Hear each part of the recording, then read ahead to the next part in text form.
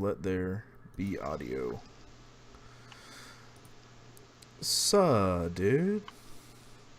What's up? What's up, Dylan? What's up? Well, how does this usually start? Hello and welcome and hello. I'm Big Sheeps and welcome to another episode of the Sunday Sheepcast. With me always is my brilliant counterpart, Dylan. Brilliant. Oh, nah, there we go. There's the classic audio hit me on the phone. Right on time. Right on cue, you know, professionalism at its finest. If you were tuning in with us now, if you could feel free to actually share this post on your timeline, that would be much appreciated.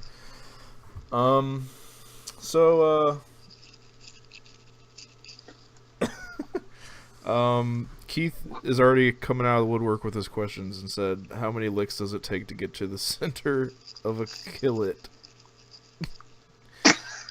That's because we're interviewing Aaron of the band Killitorous. I still have a hard time saying that. Killitorous. You just have to enunciate it, you know. Killitorous. Yeah. Clever name. And he's also in the band Annihilator, which is, as I'm told, the Canadian version of Anthrax. That's what Keith said earlier. Which is pretty cool. So yeah, I'm just gonna swing in here and invite some people while we're doing this. Do you want to tell the people about who we got next week, Dylan? See, I don't like it when you spring questions on me and I'm not prepared. Next week we don't have anybody because it's Father's Day, and Nick gave me the day off because I'm a father. Oh yeah, that's right. Well, then the following Sunday we'll have second grade knife fight. Which, have you got a chance to check that out yet, Dylan? Absolutely, dude. Yes. It's super good. Like, absolutely. Love it. A lot of the time when it's like a one person band, things seem to sound like kind of generic, but I was like super excited about how it turned out with Maya's project and with second grade knife fight, and it kind of gives me hope that one day I'll be able to start a band that will sound the way I want it to. Just because it's hard to do that. It's hard to start a band by your fucking with other people, and if you don't have to rely on anyone else, it would be pretty rad.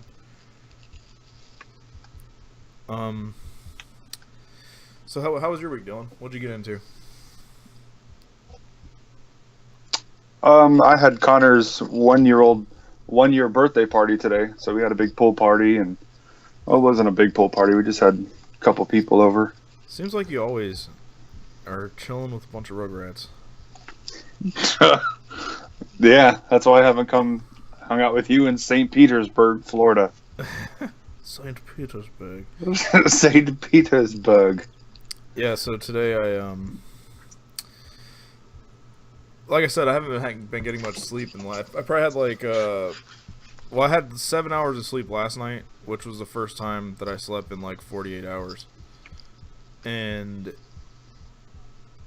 I just have been trying to get myself back on a regular schedule, so it's been killing me.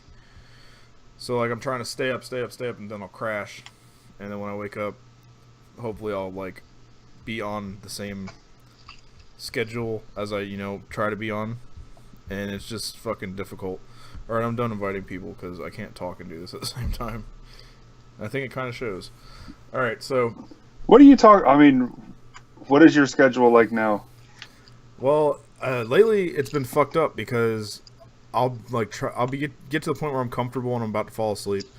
And then all of a sudden I'll get like anxiety, or I'll get like back pain or fucking wrist pain. And I'll be up fucking seriously for hours and hours. And I'll as soon as I see the sun coming up is when I'm like, my body's like, all right, dude, you gotta go to sleep before that sun comes up, because if you don't, you're gonna be up for another fucking like 12 hours or something, And so that's what my schedule has been. It's been try to fall asleep before the sun comes up. And I'm trying to get on a schedule where I'm at least falling asleep around midnight. And it's been rough. Aaron said, "Let's go." Let's go. All right, so yeah, I'm gonna get Aaron in here. So let me do this fucking fancy transition that I can never do accurately.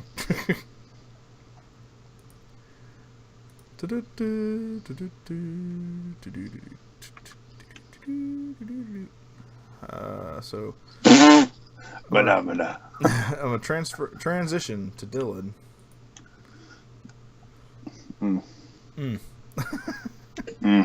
How you like that, Dylan? I don't know why you do this to me. And then I have to turn off my video capture device. Activate. Enhance. Hey, did you know that a group of ferrets is called a business? Really? Yeah. That's pretty interesting. I have a business in my office. I can tell people that now. And did you know that a group of rats is called a mischief? Yeah, I knew that, and I know that a fucking group of crows is a murder, and I know that vultures is what the fuck's it called? It's something cool. I totally forget what it is. I don't know what it is. Okay, I have joined you, and now let's get Aaron in here. Add to group call. I'm getting better at this. I just need to know how to do it faster.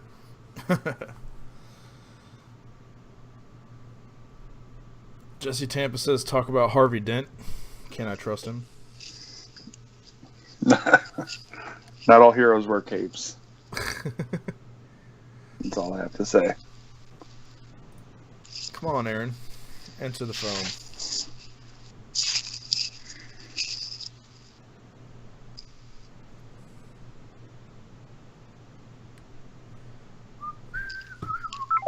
Call failed. There it goes. Hey, buddy, you there? Hello. Hey, hello. Could you hit your video button for me? This is cool. I've never done a split screen. The video one? Hold on. Oh, there we go. I had to download Skype to be able to talk to you guys. Yeah, we've been doing this for about a year and we still can't operate Skype, so.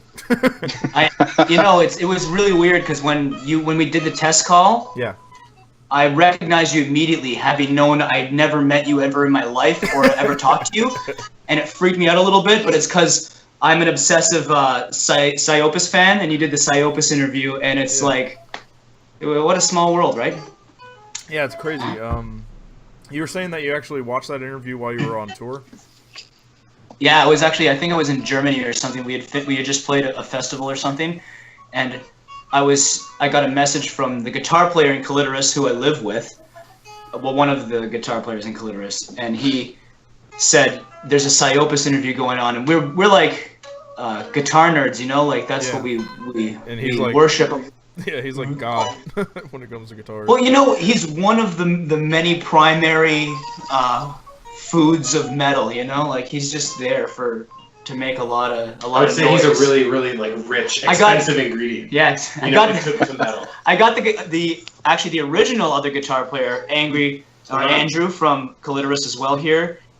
We're actually getting ready to go out on tour with Annihilator. I'm playing guitar for Annihilator, and have been for years now. And we're going to do the first Canadian Annihilator tour in, I guess, over 20 years. And Andrew's coming on the tour to help out. It's going to be awesome to have him there. Awesome, for sure. And he's here to talk about it. If we talk about Psyopus, he's the one who showed me Psyopus actually, like 12 or 15 or whatever the fuck years ago. Was pretty sure it was like the video of insects. Oh, it wasn't even play insects for us right now. It was insects, and it was a live video of them playing insects. Not even like a nut bar with a camcorder. Yeah.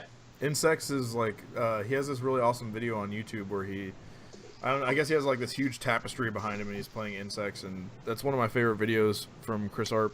Besides the one where he was trying a fucking machine. Trying out for Limp Bizkit. That's like the best video I've ever seen on the internet. Yeah, like I heard like he tried out for Limp Bizkit and then basically said, I don't want to do this, but I wanted to win the contest. Yeah. Which is like a ballsy and awesome kind of move, you know? That alone is hilarious. I stumbled across that video right before we interviewed him, so I had to ask him about it. It was just too funny to me. All right, so let me. Funny, he couldn't actually make it to one of the shows here in the city where it was only the bass player and the drummer. He talked about that in that interview. Yeah. He talked about that in that interview. He said Apparently he stole a pinball machine or something like that, and that's what, like, you know, See, got him in see when trouble. I say that we're fans, I'm not making that up. Like we watched your. I'm not just squeezing you, man. Like seriously, we watched that. What is he, a fucking orange? So. Anyways, less about Psyopus. Say the name of your band. Clitoris. And it was made as a double entendre so that you could say it to like people who didn't understand. So it was like a giant monster was the idea. The name really. But it was my rolls off your Facebook. tongue. It was not even my A lot Facebook. of It was people my. interpret it though as "kill it or us." Yeah, which is what we wanted to do Right. originally, but some other band that probably doesn't exist anymore had that name, so we had to think outside the box a little bit and add a. It's awesome. You just outside the box is where you thought. Just like the metaphorical box. Yeah, Like not. that name, when you say it correctly, it actually rolls off the tongue pretty well. Yeah, we always said it sounds like European. Killitorous. Killitorous. So all right, so Keith, you know Keith from the Apparatus. He when he's into a band that we're interviewing. That's crazy.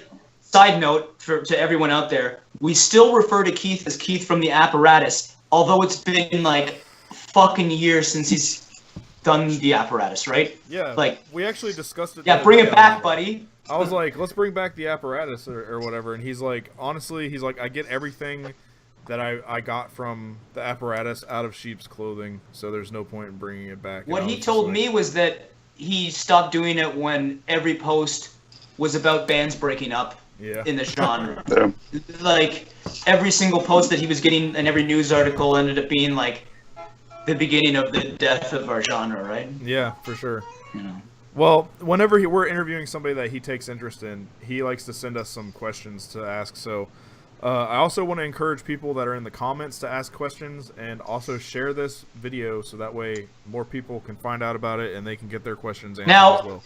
Now that I'm seeing how that this is laid out on my screen, I'm using an iPad. It might be different on a computer. But when I was watching the Psyopus interview, I was asking a lot of fucking questions, and I couldn't. And now I know that Chris probably couldn't see them. So that's yeah. So now I get it. So it's basically we have our phones up over here, and when somebody fucking asks a question, I'm just letting people know I can't see any of the questions. You can watch it via your phone. That's my job. You probably should. That's my job. You can put it on your phone and turn the volume Oh, down. okay. So I don't have to do this. Oh, what do you mean? You can pull. I was gonna watch the. Should I don't know. I'm just gonna listen. All right. Well, what we do is we decipher the good questions and ask the good questions, you know. Or sometimes we just don't see them or our phones die. So there's a lot of reasons why you wouldn't have not got your question through. But we've actually kind of perfected it since then because that interview was a long time ago. Psyopus was that was our first big interview. Yeah, and it really helped us out a lot too. So the first question from Keith is Celine Dion a national treasure or a cunt? Pardon me? It's a Canadian question. What was it? What was it? Is Celine Dion? What was it? Is Celine Dion a national treasure? Yeah, a national treasure or a cunt? I don't know, man. That's a hard one. I've never met her, so I can't really call her. I'm gonna stay away from answering that question and give you a fact about Celine Dion instead, which is that at every show that she ever does, or every time she goes to a new venue, she has a new toilet put in the backstage. Seriously. I'll let you interpret that however you want, but that's an answer. Isn't she playing in Las Vegas now? Isn't she a show?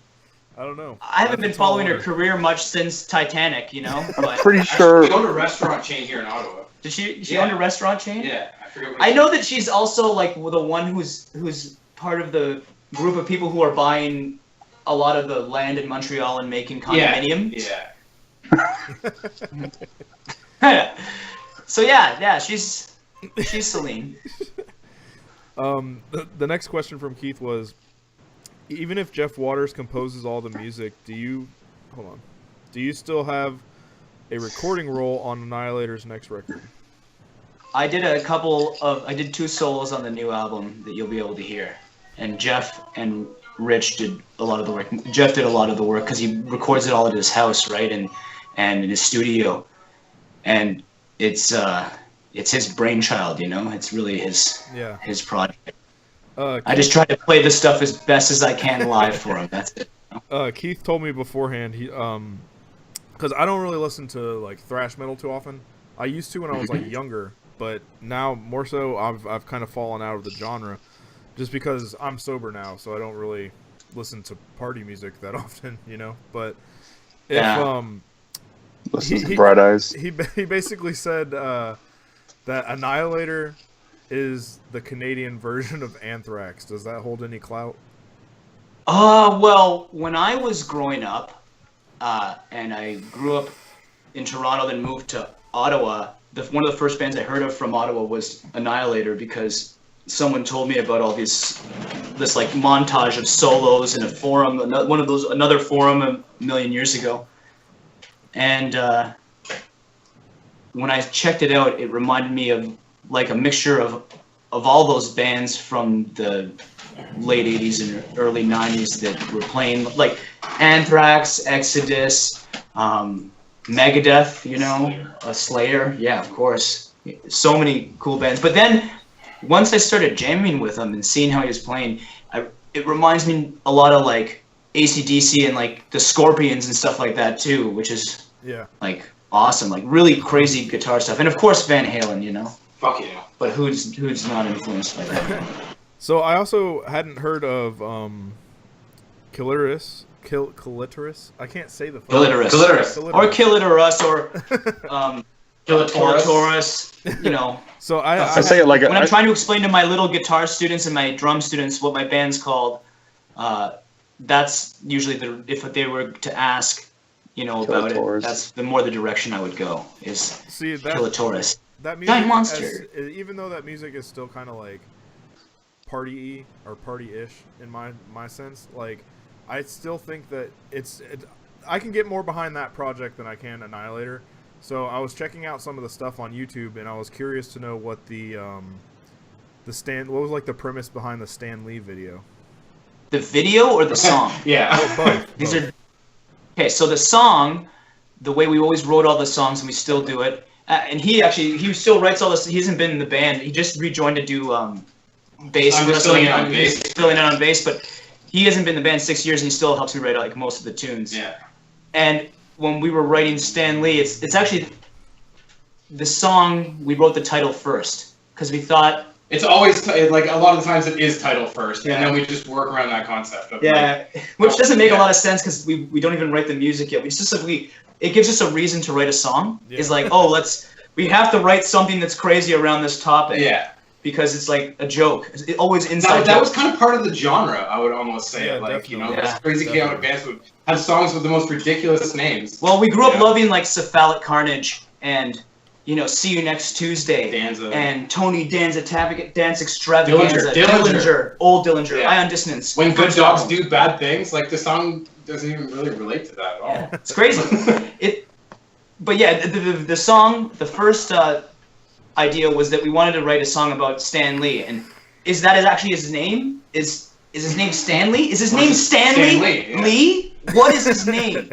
So anyways, it was always a joke at our jams. We'd be talking about it, and then we wanted to write a really fast song, like the fastest song for the album. We just wanted to write something really fast.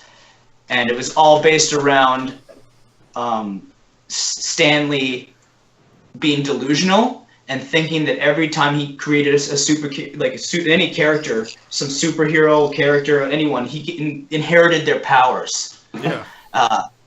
So we always said, like, when we told our singer at the time, like, here's the name of the song, and he'd be like, what the hell am I supposed to write about? And I said, think a closet filled with useless superhero costumes, like filled, and that you're just standing there, and you genuinely believe that if you put on any of those costumes, you can inherit those powers that you created. That's pretty cool. And I like to think that maybe that's what Stan's doing, you know? Yeah, At least, probably trying to live his life, you know, vicariously through all these people. And it's kind of crazy. I went and saw Guardians of the Galaxy, the new one, and it is fucking baffling that someone can actually write all these stories and backstory and, like, basically make somebody come like a character exist in their fucking mind, and then just be like, oh, I'm gonna fucking make a movie about this entire. And that's why I only person's watch life. cartoons for that very reason. I'm 2 years strong of only watching cartoons, with, of course, the exception of a few select movies. That's Me actually, too. You know, like, for example, Yeah, I was like, for example, in my house on my wall, I have a picture of Bob Barker punching Happy Gilmore directly in the stomach. the price is wrong. That's on my wall. This That's is awesome. something I care about.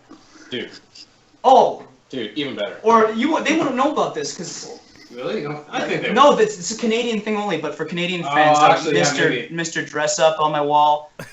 I'm a cartoons and So, kind of guy, and what's your for the favorite reason cartoon? of originality, for the reason that you just said, actually.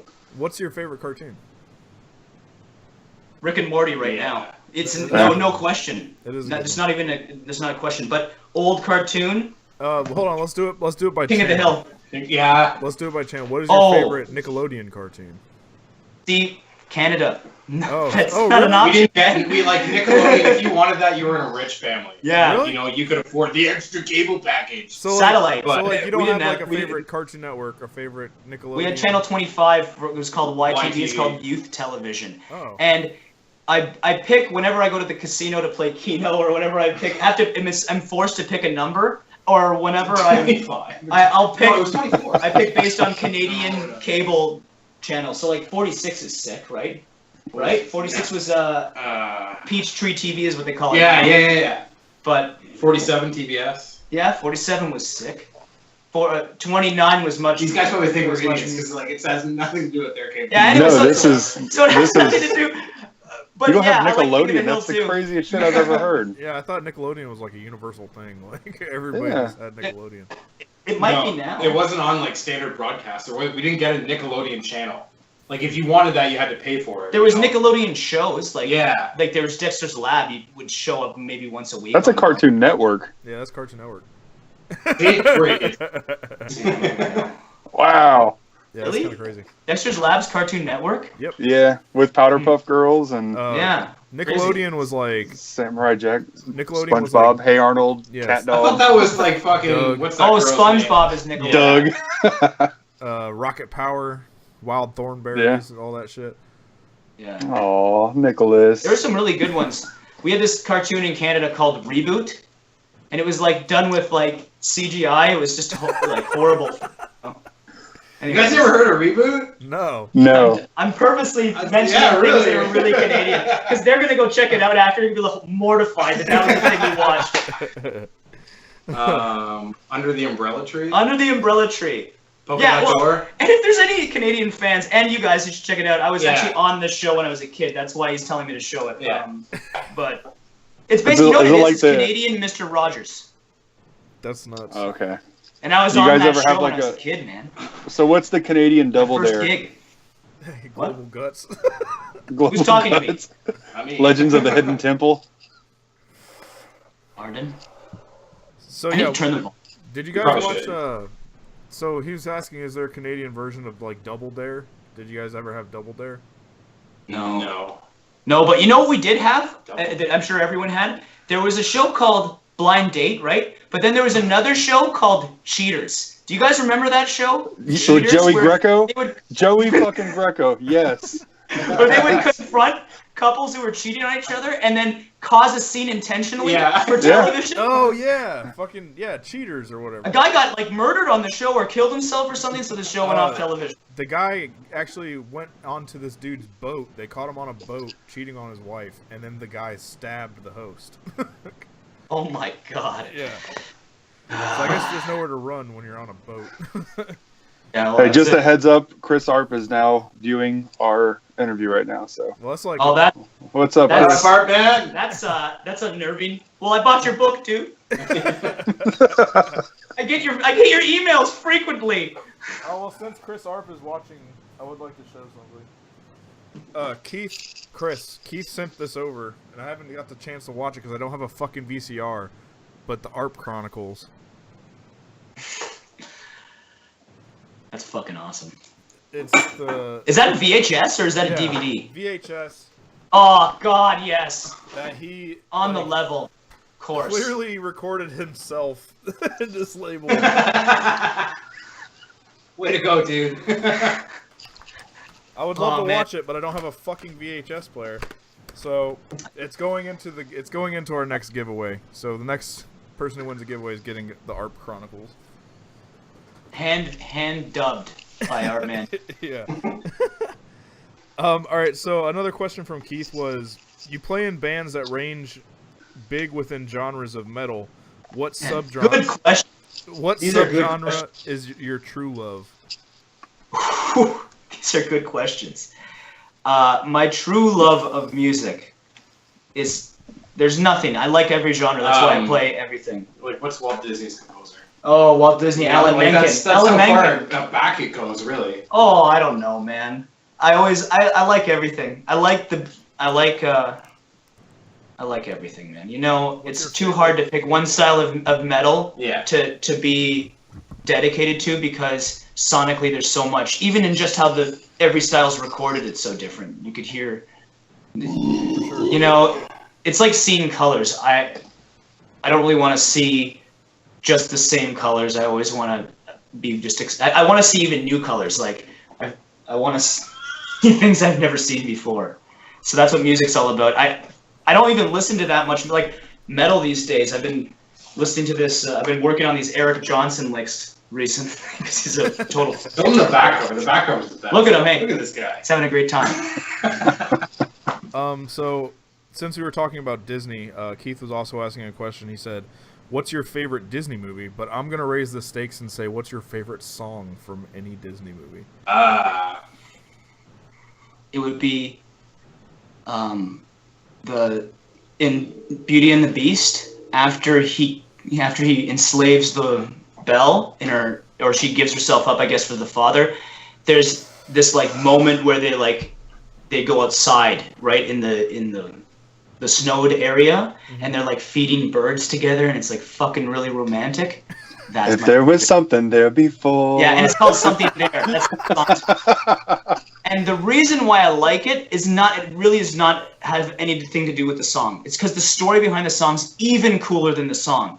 There's two guys who wrote the music for that movie, and for Aladdin, and for The Little Mermaid. It was this team of dudes who just like crushed at writing catchy songs that everyone remembers.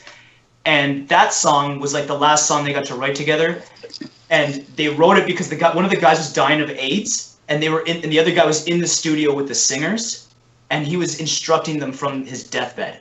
Holy shit! Days before he died, how to sing. That's pretty brutal. That's like so crazy. Like you're dying, and you still have to finish writing this shit. That's so crazy. Dying really painfully too. So would you consider have you ever considered the thought that maybe Belle had Stockholm Syndrome? I think that whole situation is really weird. I think all Disney movies are underlined and with real psychotic themes, you know? Yeah, for sure. That's really weird. But maybe we're just thinking too rigidly. You know, maybe every girl's looking for a gigantic freak monster. Keep her captive. I don't know. You ever walk by clubs at night? Like you see some girls standing with some gigantic freak monsters. Yeah, there you go. So Dylan, is there any questions in the comments right now? Yeah, Ryan Clements asked, where is a place you would want to play that you have not got a chance to play yet, and why? I was telling someone else about this. After the next tour we're doing right now, the Canadian tour, I will have been to everywhere. It was me or something. It was you. I was telling you. We were driving the other day. Alaska. I only have to hit Alaska, the Northwest Territories, and Nunavut for me to have been everywhere in North America. That's except incredible. for, I guess Hawaii is connected. That's what we were talking about. Hawaii. Yeah. Anyways, so Hawaii, I guess, is part of the States, and I have to go there too. Damn. Man, I bet nobody goes to Hawaii on tour. That is so far out of the way just to reggae bands go to Hawaii. Yeah. Reggae bands. Like I even played when I was in Vital Remains. I played in Fargo. Like, who plays in Fargo? Vital Remains. Jake Meditz asked, any Annihilator or Killitorous USA tour plans in the works? I've been trying to get Clitoris there since day one. The problem is our total nightmare of a van, which I don't think will make it over the border. And the constant touring from members all the members are always in different projects, touring all the time. It's hard to make it work. But sometime soon, I'll promise that Killitorous will be there. I promise. Since since you guys were such big Psyopus fans, did you see Psyopus without Chris Arp when they came to Canada? I unfortunately missed it. I didn't see that one. They've come twice. No, they've come twice, and I think the second time they redeemed themselves, but the first time they came, they had to go and steal a pinball machine, from what I heard. That's still. The reason for that is just so cool. That's awesome. It's better than the show.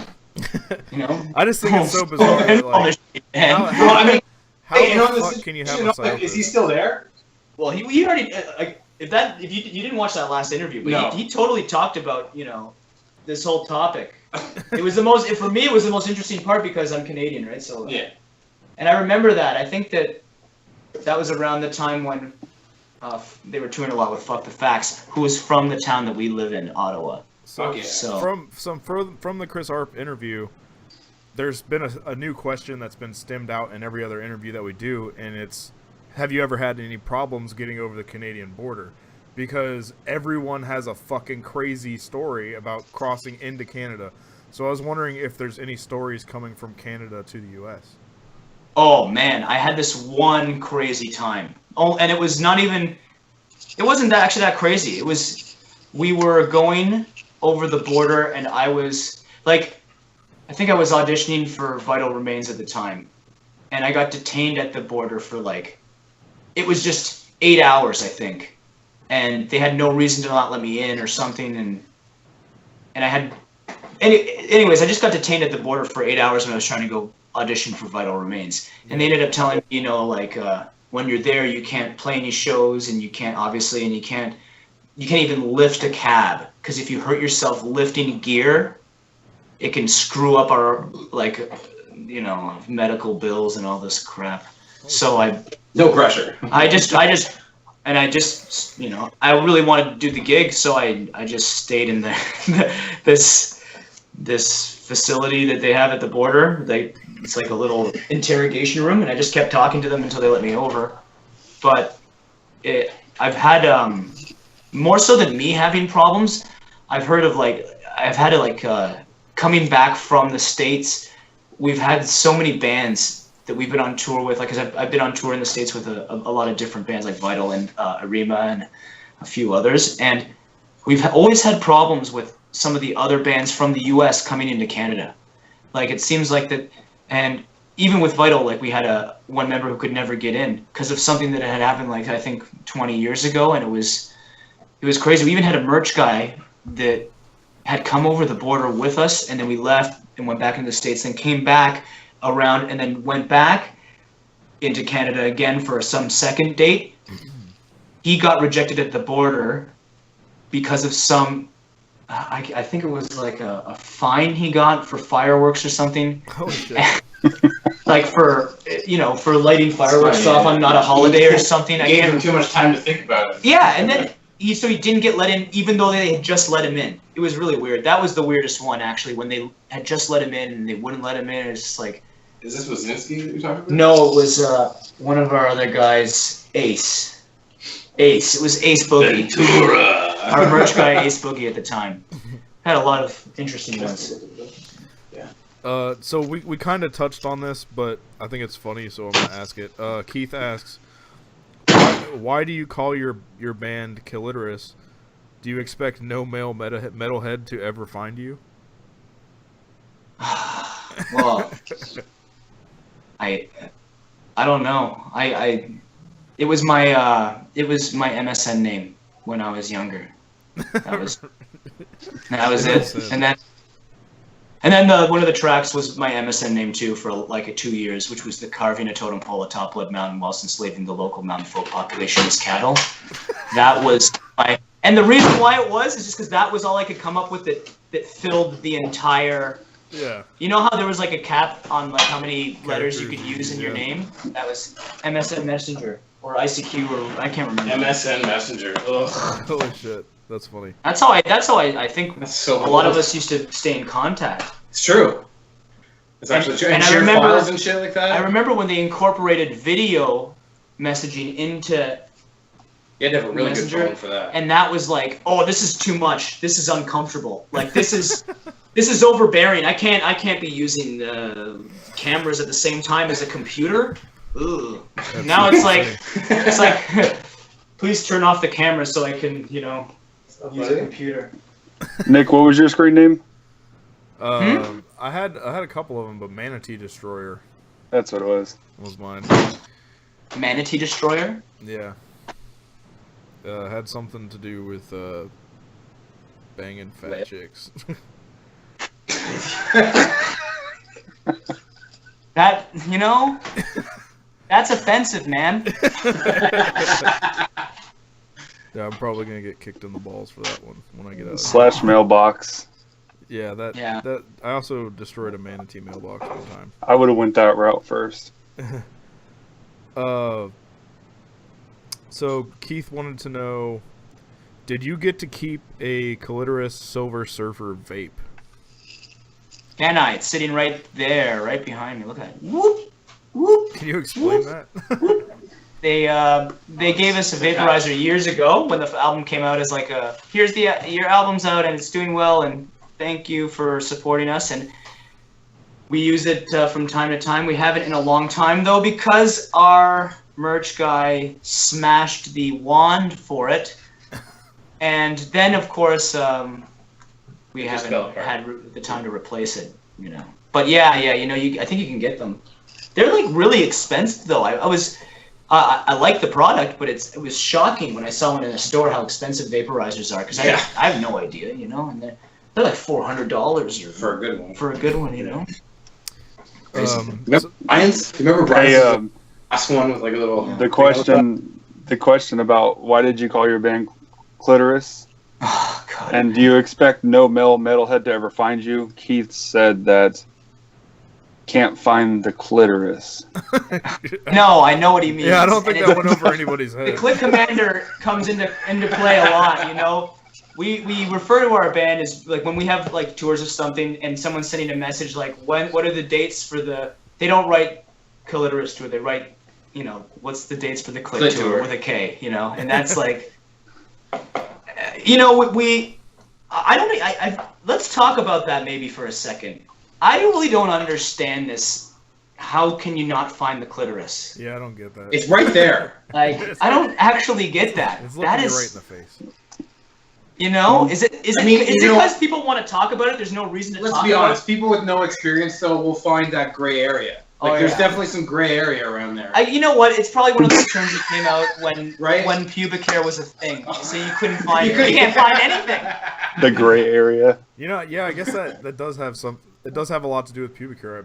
I bet that's the entire thing. Like, Yeah, like I'm being serious here. Like It's finding a scientific. needle in a haystack. Yeah, right? Yeah, like a super sensitive needle that it gives aggressive amounts of pleasure. And it's various. Aggressive amount? Well, it can be aggressive sometimes. Yeah, fair enough. I heard if you push hard, though, it hurts. he's not even in the video. He's Smoking as a lid. Do we have any more comment questions right now, Dylan? Keith also said the Sorcerer's Apprentice is probably the most metal thing in Disney history. That's true. Carrying the water buckets to the wizard. That's a really grim video. And the music's better than metal in that, so it doesn't matter. You know what's great though is the dude who like overdubs like Slayer and shit like that, or Cannibal Corpse. What is it? Visceration Plague. Yeah. And he does it on like the Disney radio shit? Disney stuff. That's funny. Yeah. I like the mashups too, but the Sorcerer's Apprentice is really cool, and so is the Fantasia. And what I really like is now they're releasing all these DVDs with like commentary from the people who made these things, like the animators who Getting pulled out of the who were never in a million years they never probably thought they were ever gonna do an interview about what they were drawing. And they're not always the most social people, these animators, probably not. you know. So it's really funny listening to the special commentary. Like there's this one scene in Fantasia where these nymphs are flying everywhere and they're butt naked, and the guys, you hear him saying, "Why are they naked? Why did we have to draw them naked? What was I thinking when I drew this? I came up with this scene, and I have no idea why. Why did I do this? In hindsight, this was a foolish scene for me to make." Like is what gets me about the new Disney stuff. Is I'm still watching all the old shit, but I get to listen to the commentary. Like in Total Recall. Total Recall is one of my favorite movies with live action characters, right? Which has nothing to do with Disney, I know, but the special commentary on the DVD is better than the movie. It's like Arnold. He's talking about it as if he was actually on Mars. It's not like he was playing Quaid. It's as if he was Quaid. So he's saying, things like, "No, thank you." And what he's saying is things like, "There I am on Mars. There's me on Mars. Okay. There's me killing that guy and having no respect for human life," laughing a bit with the other director who was there, and then continuing. It's almost like they just, said, "Hey, you're getting on this bus, and we're going to Mars, and we're going to be in Mars for a couple weeks shooting a movie, and then we'll be back." That's how he's talking the entire time. That's how he goes about it. He just really gets into character. I guess so. So another question from Keith was, what the fuck does the song, this is a mouthful, CAPABMWE Carving a totem pole mountain whilst enslaving the local mountain folk population. We went over this. Okay. Carving a totem pole atop of the mountain whilst enslaving the local mountain folk population is cattle. Your MSN name. Yeah. You should maybe tell the concept. I already did. I said the whole story. MSN name back in the day. All the characters, maximum amount of characters. That's the story. There's nothing more to it. But you mean the lyrical content? Yes. Thank you. Okay, I get it now. Yeah, the lyrical content's really cool about that one. That song's about a guy. Actually, it's. Well, no. Tell him about that first. It's about a guy a king. It's all fictional, but it's about a king. It was supposed to be our only brutal song because we like the more cephalic carnage type of attitude towards things, where the songs are about things in pop culture that we just loved, Whereas that song was meant to be super brutal, and it's about a king who is the king of the entire planet, but it's not enough power, so he kills himself to go and kill God. And he kills God, and he comes back and he enslaves everyone and eats them or whatever. That song's that's what it's about. That's pretty dope. That's the song, and then the sing along part at the end is in fact just the name of the song. Yeah. So the chorus is that whole long sentence, which was the whole idea. We just wanted to do a run-on sentence song, Carving a totem pole atop of the mountain whilst enslaving the local mountain folk population is cattle. Yeah, it was just maximum amount of. It is a fucking mouthful. Even just saying the acronym for it is Yeah, our singer Matthew Danny messes it up every single night, so I have to say it. It seems like you have it memorized. Well, yeah, after 10 years of playing the same fucking More than song. that, we just did. It was last year we did the 10-year anniversary. That's crazy. So Keith also asked, what are some of your favorite memories from the 70,000 That is something that everyone on the planet who likes metal should go and do. That's just what it is? The metal cruise where every year it's like a festival on this metal cruise liner, a cruise liner ship, usually one of the more massive ones. It holds, I'm not sure how many thousands of people. 3,000, I think, is the amount just so many people. Tickets that they sell. And it sells out usually every year. And this year, they had bands like Testament and Anthrax, and they've had bands like Belphegor, Arch Enemy, Annihilators played, obviously. They've had Fallujah, Cattle Decapitation, Origin. They've had bands from every avenue. They've had bands like Stradivarius and obscure more black metal bands too. They had Canrack Angren or whatever that band's called. Karak Angren. Correct. Man, they're really. I couldn't they're believe so how good they were. They were so good. They're so you know, good. and that's the cool thing about this cruise too, is you start to discover some bands that are creating some buzz, but you might not have seen. And there's bands playing from even before you wake up till after you go to bed, like all the fucking time. That's really fitting for them too, because it's like piratey black metal. Really cool. Do they play out in the sun?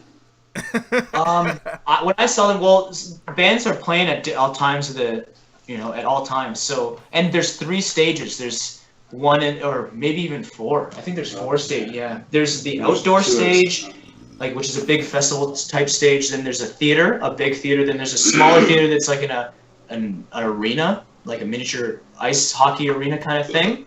And then there's another smaller theater that they call the studio, and it's like you can see some really awesome bands, but in a smaller setting there, and it's like it's so crazy. I saw everyone from Diamond Head to Origin and all these Cryptopsy. You see, I saw Vader play there. So many cool bands, and then of course there's just the party aspect of it. Like there's casinos on the boat, and there's all these restaurants, and it's all included in your fee. So you get on this awesome boat, and it's just paradise. How long does it last usually? I think it's like 3 or 4 days. Does it get to a point where you're just like not even interested in seeing bands anymore, and you're just like, I just want to party or fucking? Well, I think each band plays like 3 times, or maybe more, maybe less, but usually it's 3 times. So like, we're just doing. We just want to I want to play well, so I'm always like, this time I was practicing a lot, and then wasn't partying as much as I did the last time I did it. But it was it's just a crazy boat, man. You'd really have like I said, you'd have to see it, but once you see it, you'll understand. It's so cool. Yeah. The pictures are really awesome that you get to see in the videos, but it still doesn't do actually being there any justice, because it's so crazy. It's like being on a cruise ship with all the coolest people you'll ever meet, and everyone's so friendly. Vacation with just watching shows. So cool. It's out of Miami. That's pretty awesome. Yeah, or Fort Lauderdale or something, right? Yeah. February 1st. Last year they went to Haiti. Season. Yeah, and then the year before they went to Jamaica. It's really cool. It's a really awesome thing. There's another one ran to before called The Barge to Hell, which was more brutal. And I don't think it's running anymore. That is the crazy. I have never heard this before. It's crazy that to see like a black metal band play out at like an outdoor festival or playing outdoors is crazy enough, just because like I went and saw I think it was like a Summer Slaughter tour, or it was like something like that, and I remember seeing Behemoth in the middle of Florida summer, fucking just out there in their fucking leather and spikes and corpse paint and shit, and I was just like, dude, they have to be fucking dying right now. And then after that, like 2 stages over, I saw Guar play, and I was just like, now they really have to be dying. And I think that Guar's did a lot of crazy, like I don't know if they did they do the Mayhem Fest before, because I did the Mayhem Fest tour with Irima, and some of the dates on that tour got so hot, like in Oklahoma and like the Carolinas. It was just so hot that I would drink like 8, 20, 25, 30 liters of water a day, and I would even pee once. It's just so hot. It was a nightmare. Like, I don't know how these bands do it with the crazy gear on and stuff. Night after night. It's crazy. I did like 3 tours with a black metal band, and the makeup's just insane. It's just because they're using like this clown makeup. You need olive oil to take this stuff off. Holy shit. It doesn't come off. That's crazy. And even like, the more like intense black metal bands play, with fucking blood and like goddamn bone ash and stuff. Yeah, it's dirty, and it's crazy. Kudos to them for putting on a good show. Yeah, that's nuts. So is there anything going on in the comments right now, Dylan? I'm looking at the 70 tons of. This is insane. Cool. Yeah. We can talk more about that. That's a great thing. No. We're good. Who else did I see? I saw Dragon Force on that thing. Dragon Force was one of the big ones. They said that they had on the boat. So it's pretty funny. Yeah. There's some really awesome bands that I saw. It's just I'm looking at the pictures, and it's just the biggest group of pasty white, black shirts and pants, like out in the sun, pretending like they're enjoying themselves, drinking Red Stripe. That's the thing. It's weird. It's weird because it's what's really cool is that it's all these metalheads in an environment where normally they wouldn't be. And then of course on top of it, it's really cool because like the staff was saying that like they enjoy doing the 70,000 tons of metal cruise more than any of the cruises that they have. I'm sure. Yeah. Because the people are so nice. They don't. Right. You know, they would hold the door open for the staff, whereas they said on normal ships, the people are very rude and feel very entitled to getting everything handed to them on a silver platter. Where on the 70,000 tons of metal cruise, people are just stoked to be there to see all their favorite bands, you know? Well, that's another thing that I've realized is, like, in the community and in the genre of music, just from the people we've been reaching out to and interviewing, no one has ever given us shit. Like, this is the most laid-back people that we've ever talked to. It's crazy how just nice and, like, generous everyone is that we talk to. It's insane. And, you know, these are people that I would think would never give me the fucking time of day. Like, wouldn't even respond to my message, you know, and they usually always come through. It's pretty awesome. The heavy music community is one very where forgiving one. It's just a nice one. Yeah, it's a nice part. That's probably why a lot of people who go to metal shows stay and keep going to metal shows. Is because they, you know, it's the kind of thing that the first time you go, you meet so many awesome people you never want to leave. You know. Yeah, and there's like. The only time we've ever got grief from anybody is when we're trying to interview them for bands that they're not proud of anymore.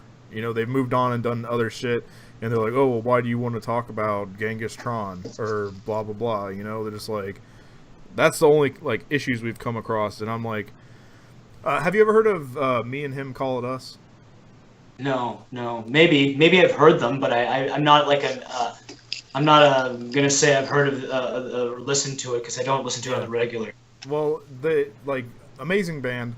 I've listened to them for like fucking 15 years, and I'm just like I reach out to them and they don't want anything to do with that project anymore, and it's fucking baffling to me because I've liked this music for so long, you know. And then they're just like, oh yeah, and they're like, we're really not into that. We're playing this kind of music now, and I just, as an artist, I guess sometimes it's hard to be proud of the things that you make, but the thing is when you make art, it's not really just for yourself, it's for everyone else as well, you know? Being in a band is like being in a relationship, you know, and if it's like 8 people. Yeah, or more, depending on how many members you go through, you know, but, you know. and anyways, I knew Blair was the thing about that is that I find that if you have a sour taste left in your mouth from your band, it can leave a scar that no one can understand. And even the fans that would like that music or your band or your old band or whatever, maybe even just it could be so traumatic and no one would even know, you know, that it could be their love of their band that is holding them from even wanting to talk about it because it's no more. You know, that's just even that alone. I could never imagine. I think that's something we talk about all the time when we're writing the new tunes. Is like, I'm never gonna stop doing Killitorous until I'm dead. Yeah. Because it's like the one band I've always had, and I've never given up. You know, and even when the whole fucking genre has collapsed around us. Like there's no cephalic carnage anymore. There's no ion dissonance. Dillinger's fucking retired. There is, but they're not touring. You know, like I don't get to see them. I don't get to be still brought into the scene through their music, and no one else is because there's no scene like that. Like this chaotic, humorous metal with a lot of technical and dissonant overtones. Those days are gone, man. Where am I going to hear this? I don't even hear these new bands. And it's like what we were talking about earlier with Keith. He said the reason why he stopped doing that is because every band news thing he started posting on the Apparatus was just about them breaking up. So what was the, and that hurts. And I can only imagine if you put so much time and of your life into doing a band and it went sour for whatever reason, I can totally get not wanting to talk about it. Especially if it didn't get to a level or didn't aspire to where you wanted it to be. It only hit maybe somewhere in between, and you never maybe made it to the final goal of what you wanted to do. Of course, you're not going to want to talk about it. That's I guess I never listened. I never thought about it from that point of view, but that is actually pretty heartbreaking. That's more heartbreaking than a relationship because that's something that you made. Yeah. That's something that you worked on, and usually with your friends. Yeah. And usually with people that you grew up with. It can be more heartbreaking than anything that. It's not even like heartbreaking. It's its own thing. Like when a band breaks up and when you have to say, okay, this is done, that is just a fucking awful thing that is. It's not even like breaking up. It's a whole other thing. It's like. It's like breaking up with like 6 people at one time. It's like giving up. It's not breaking up because you still have those people. They're not disappearing. Mike Birch is going through this right now. It's just like so brutal. It's just like there's always people going through this. There's always bands breaking up, and then there's always bands getting back together. So there's always a glimmer of hope. Yeah, that's true. And that's what I like. Or they join other bands, to think or they about. like start other bands. One day we will see Cephalic Carnage live again. So one day we'll roll into town and beg everyone for a doobie. That's just what's going to happen. I'm telling you. One day Chris Arp will decide, Jesus, I'm gonna go on tour again. I want to show people lightning fast licks, but there's a time and a place, and it takes so much energy and so much time to do a band in that genre, especially right now because it's not back, Yeah. Well, Keith brought up a cool point. We're doing our best to bring it back for sure. Keith said, I think mathcore... What's that? Keith said, I think mathcore tech bands put so much into their first releases and burn out. That's entirely into the mode. Man, no, I talked about this earlier with you too. I said, you want to know why? Because with those bands, everyone is like, okay, I just got that new tech Insanity Noisecore album. Yeah, you should download it too. And everyone downloads it, and everyone's got it, and everyone worships it. But then, because no one's buying it, the band thinks that they suck, and then they're like, oh, we're doing something wrong because we're not selling albums. We can't live off of our music right now. Yeah. So we're making a mistake. I definitely feel the pain on that one because I was definitely part of that, just downloading torrents and torrents and torrents of just awesome music and stuff you love, right? Yeah, it's just exactly. And that was the problem, is because everyone thought that the support was enough, and the support is everything, obviously. But with that goes, you have to, the albums you really love, you should want in your hand. Like, you can see behind my head, there's all these albums here that I love right here, That's the best part, though, is when you get to see them live and you can hold something tangible in your hand from a band that you love, like whether it be, a piece of vinyl or a t-shirt or something, anything, like just picking it up and going through the process at the merch table and picking what you want and then having it. Like, I believe, like, every single shirt I've bought or I still have most vinyl, but all the shirts and stuff that I bought, I'll wear them for like fucking 8 years until they rot off my body. Man, this is from a rest stop in North Carolina from when I was 12. For sure. Family trip. And what's crazy is that people really, really think that they are supporting the scene by just downloading it and showing all their friends, which they are, of course. But I'm telling you, man, I buy every album I like and that moves me, and that makes me want to continue. That makes me want to play music. I'll buy that album. But it's like crazy to think that there is amazing albums like that didn't sell, but that everybody knows. It's like, The Big Lebowski was only in theaters for 2 weeks, Yeah. But it's like a cult classic for DVDs and for VHS or whatever. You're out of your element, Tony. Yeah, you're out of your, yeah. So what happens when you fuck a stranger in the ass? But people, I don't think that these bands are getting a true representation based on how they're getting treated through their sales, or through their record movement. And that's, in a lot of ways, how people know if they're doing a good job, right? Yeah. You're doing a good job because you can track how many people are getting your music. That's part of being an artist. Like, you know where your stuff is, kind of, Now, I don't know. And then, like, I'm assuming that the bands that you love that broke up, there could be, they probably don't even know how many people have their album. I have no idea, personally, how many people have any of the albums I've been on. Like, and I'll never know. But I'll show up in a city where, I know I've never been before, and someone will come up and talk to me about Clitoris, or they'll talk to me about some fucking solo I did or something, and I'll be like, how the hell do you know about this? We've never been here. We've never... And then I think about it. The internet. And then I think, you probably downloaded the album, and that's awesome. I just wish that I wish that it was worth it to people and more to buy an album. Like, I feel like they just don't understand the importance. Well, and not to sound like Metallica or like to sound like anyone complaining about like the Napster. And I'm not complaining about it. I just think that that maybe that's what people need to think about, is that the only way that people are going to hear more of their favorite bands, to be more conscientious. People saying, oh, they can't write music anymore. Well, maybe it's because people weren't buying the albums that moved on to other things you liked, and then that makes them not want to make albums like that anymore. Yeah. Because not because of the money, but because of like you want to get the album to as many people as possible. Yeah. And if it doesn't look like you're selling them or getting rid of them, then it's it seems like in this day and age, since the internet makes everything so accessible, it's that people expect things for free, and a lot of people expect that, like, a lot of people will just put their entire album out on the internet for free download because they know it's not going to make money, but they just want people to hear it, Yeah, and absolutely true. And I get that.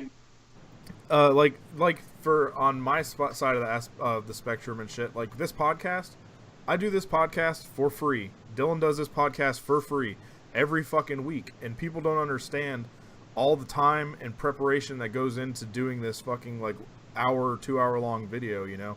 It's like all they see is, oh, I'm posting about this shit all week. They don't care about seeing, and then they don't see all the booking shit. They don't see all the fucking graphic design shit. They don't know about the fucking expensive ass computer and components that I've had to buy to do this. Like, I didn't know shit about computers when I got into podcasting. I was like, oh yeah, I'm just gonna fucking film a video and put it on fucking YouTube or some shit. It doesn't work that way. It's not that easy. It's crazy fucking expensive to pull this off, and so like we do giveaways and stuff to not like promote. Yeah, not like buy love from people, but in the aspect of I know how cool it is to fucking receive a package from somebody that's no longer playing music, or somebody that is playing music and that is fucking awesome, and they just sent you some shit. It's fucking cool, and you have this like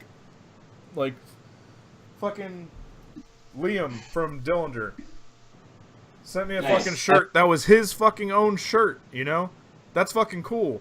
And the fact that I'm gonna be giving this away to somebody that they can just have all this cool shit is fucking awesome. And I fucking did a raffle this week because, like I said, I'm paying for everything out of my own fucking pocket, like, to do this show for people. And some dude had the fucking nerve to be like, I was charging $2 for a raffle ticket that you don't, alright, you can pay either $2 for a raffle ticket or just share our post or get somebody to like our page. That's 2 free options, and if you want the edge, pay fucking $2, okay? So I can take that $2 and pay for the shipping to send you a motherfucking package that doesn't have to come out of my pocket, And I had people sounds like a pretty good deal. Yeah, I had people fucking and Fuck them. Dude, attacking me for a fucking Zayo 7-inch that is going for $100 on fucking Discogs right now for an opened copy. Unopened, sealed. I haven't even fucking taken this out and listened to it my fucking self. I'm giving it to fucking people. And they're like giving me shit. I got so much shit, it was ridiculous. They're telling me I need to go get a fucking job and I'm only doing this for fucking money and blah blah blah blah. I was fucking so pissed. I was like, I'm just trying to do something nice for people. And that just goes to show how everybody expects shit for free. They don't expect... And it's not... Like, at what point should I make money for all this effort? You know what I mean? Man, You're right. It's crazy. I bartend at a venue in Ottawa sometimes. I see what people spend on liquor and then can't justify spending on a T-shirt or on a CD. Or complaining about a $12 show or something. And I can't even begin because it hurts me physically. Because I'm like, sometimes I'll be like, man, I think that guy was at my show and this guy spent like $200 on beers that night. That's just so crazy. Like, I can't believe that. That means that between the two shows I've seen him at, he spent probably around $300. Like, that's crazy. And then, of course, you know, no one wants to get any of the shirts or anything, you know, or they do, but they don't, you know, They don't think about the fact that you're driving $20 around the fucking country with like fucking. It's really weird. I think that the downloading of the music and all that stuff is so weird because you'd think that if you're gonna like something, that you'd want to have the real copy. It's kind of scary that people don't. And the audio quality on most albums is just terrible, you know? Yeah. Like, that's another thing. But let's talk about something more pleasant than this. This is fucking depressing. I was about to say, we're going to change gears here. Like that. Although I want to tell people that if they do buy an album that they like, think about that implication, though, you know? It tells the artist that you love them. That's it. It's like buying a card. It's like buying a card for someone on their birthday. What's the point? Here's a piece of paper you're gonna throw out. Yeah. You know? But I want you to continue inviting me to your birthdays. I want you to continue inviting me. I love you. That's it. You know? All right, let's switch gears here. So another question from Keith was, what band have you encountered that parties harder than Clotoris? None. Not me specifically, but not the other guys in the band. Like no one's out partying you guys. Like it's not even the out partying because we don't necessarily like, you know, it's that we just there's always 2/3 of the band is always geared to go, and then the other guys, some guys take it easy on the road, and they just stay and sleep or whatever they do after the show. But everyone else is always geared to party. Like, that's what it's all about. And I will be the last one asleep for sure. And if I do, I'll sleep under a fucking tape. And that's the thing we always said that we wanted our band to be self-sufficient. That was like one of our goals. And now that it's become its own entity where we do these shows and then we get a little bit of money and we put it aside so that we can go out and do these more shows and release more music. So we always say that until the day that we're done and dead, that we're going to have this band as our cottage, basically. Whenever we want to go out and hang out with all of our best friends, we're going to go and we're going to do a tour. Because it's like, it's been a while. Let's do a tour and stir something up, you know? Let's have a couple parties. Because most of us are getting older now. Like, I'm 30 now. 33. He's 33. Like, we can't party like we used to. But when we choose to party, I don't think anyone can really outdo the guys in Clitoris, you know? They don't drop... They go into autopilot if they've had too much to drink. Those guys, it's crazy. They can play the set too, you know, after they've had a couple drinks. So it's terrifying for me because I can't play and drink at all, you know? And then those guys, some of them are sitting there, they're drinking beers and in between playing blast beats at 300 BPM perfectly. It's Yeah, those guys are more.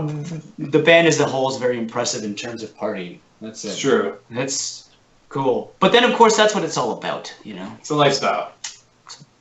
Oh, who's joining us? Keith is joining us. He wants to ask some questions directly. Oh, God. Hey, what's the deal with the peanut butter scene in your It's Not Stanley, It's Stanley video? Oh, fuck.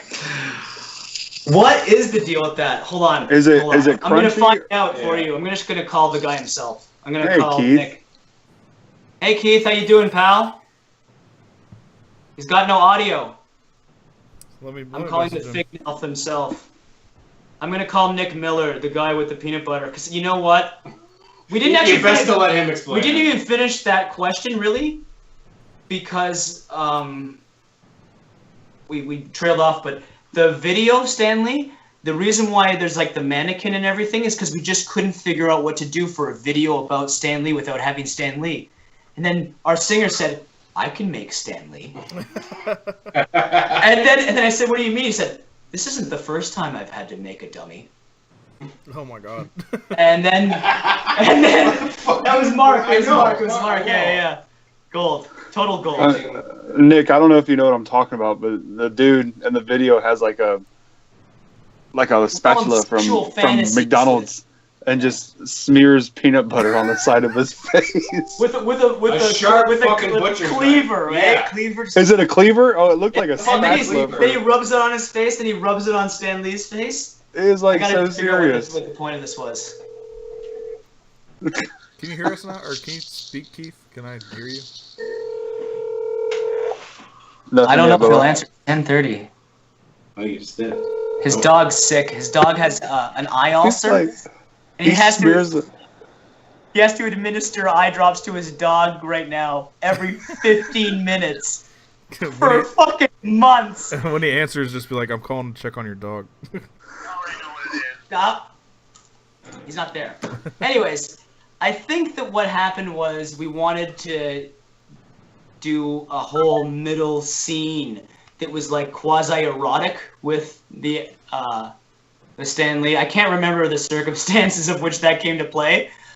I think it was probably that we either had like mayonnaise or peanut butter, and he's like, well, option B, because that mayonnaise, you know. Yeah. So, Jesus. and if you look at the video, he puts his hand on Stan's leg, and he goes. and if you could see what I was lipping there, he's basically saying that he's gonna go all the way with Stanny Boy. Does he actually play violin? It looks like he does, doesn't He it? plays as much violin as Aaron plays the fucking what's it called there? Yeah, the accordion. Accordion. That's it. We don't play those instruments, Say something for but us, it's Keith. same Yo, can you hear me? Is it better? Yeah, we can hear you. Can you hear me? Alright. Fucking technology. That's cool that we're all being brought together by video The internet. cameras and the internet. Yeah, I think 10 years ago, like, I don't think I've even ever met you or talked to you in person or nothing, so I think this is the first time ever. You're hearing my voice. Yes. Is it everything you thought it was? Yeah, a little bit more. Too. That's good. Yeah, you definitely sound a little sexier than I thought you were going to. So that's. I know I should There's another fellow that does a lot of online stuff for everyone. You guys know Austin Weaver at all? I've heard of the name. And he's another person who's like fighting for everything that we believe in. You know, he's I think he's writing right now for Metal Injection, and he's managing a lot of tech bands. He's the guy who does that Tech Tuesdays. For Metal Okay, very cool. Do you know Simon from Christian from Mathcore Index? Oh, from Mathcore Index. I know of Mathcore Index and I know all about it, but I'm not acquainted with him, really. Yeah, he's kind of like another fourth member, so to speak. Oh yeah, like another curator like yourself of the scene. I'm not sure. Well, he's got his own thing going on, but we help each other out for sure. Cool. That's awesome, man. Without people like that doing things, there'd be no memory of even the things that we used to see. So that's. Yeah, Keith's like a fucking what's the goddamn word? It's not like a treasurer or something. Yeah, curator. He's a curator.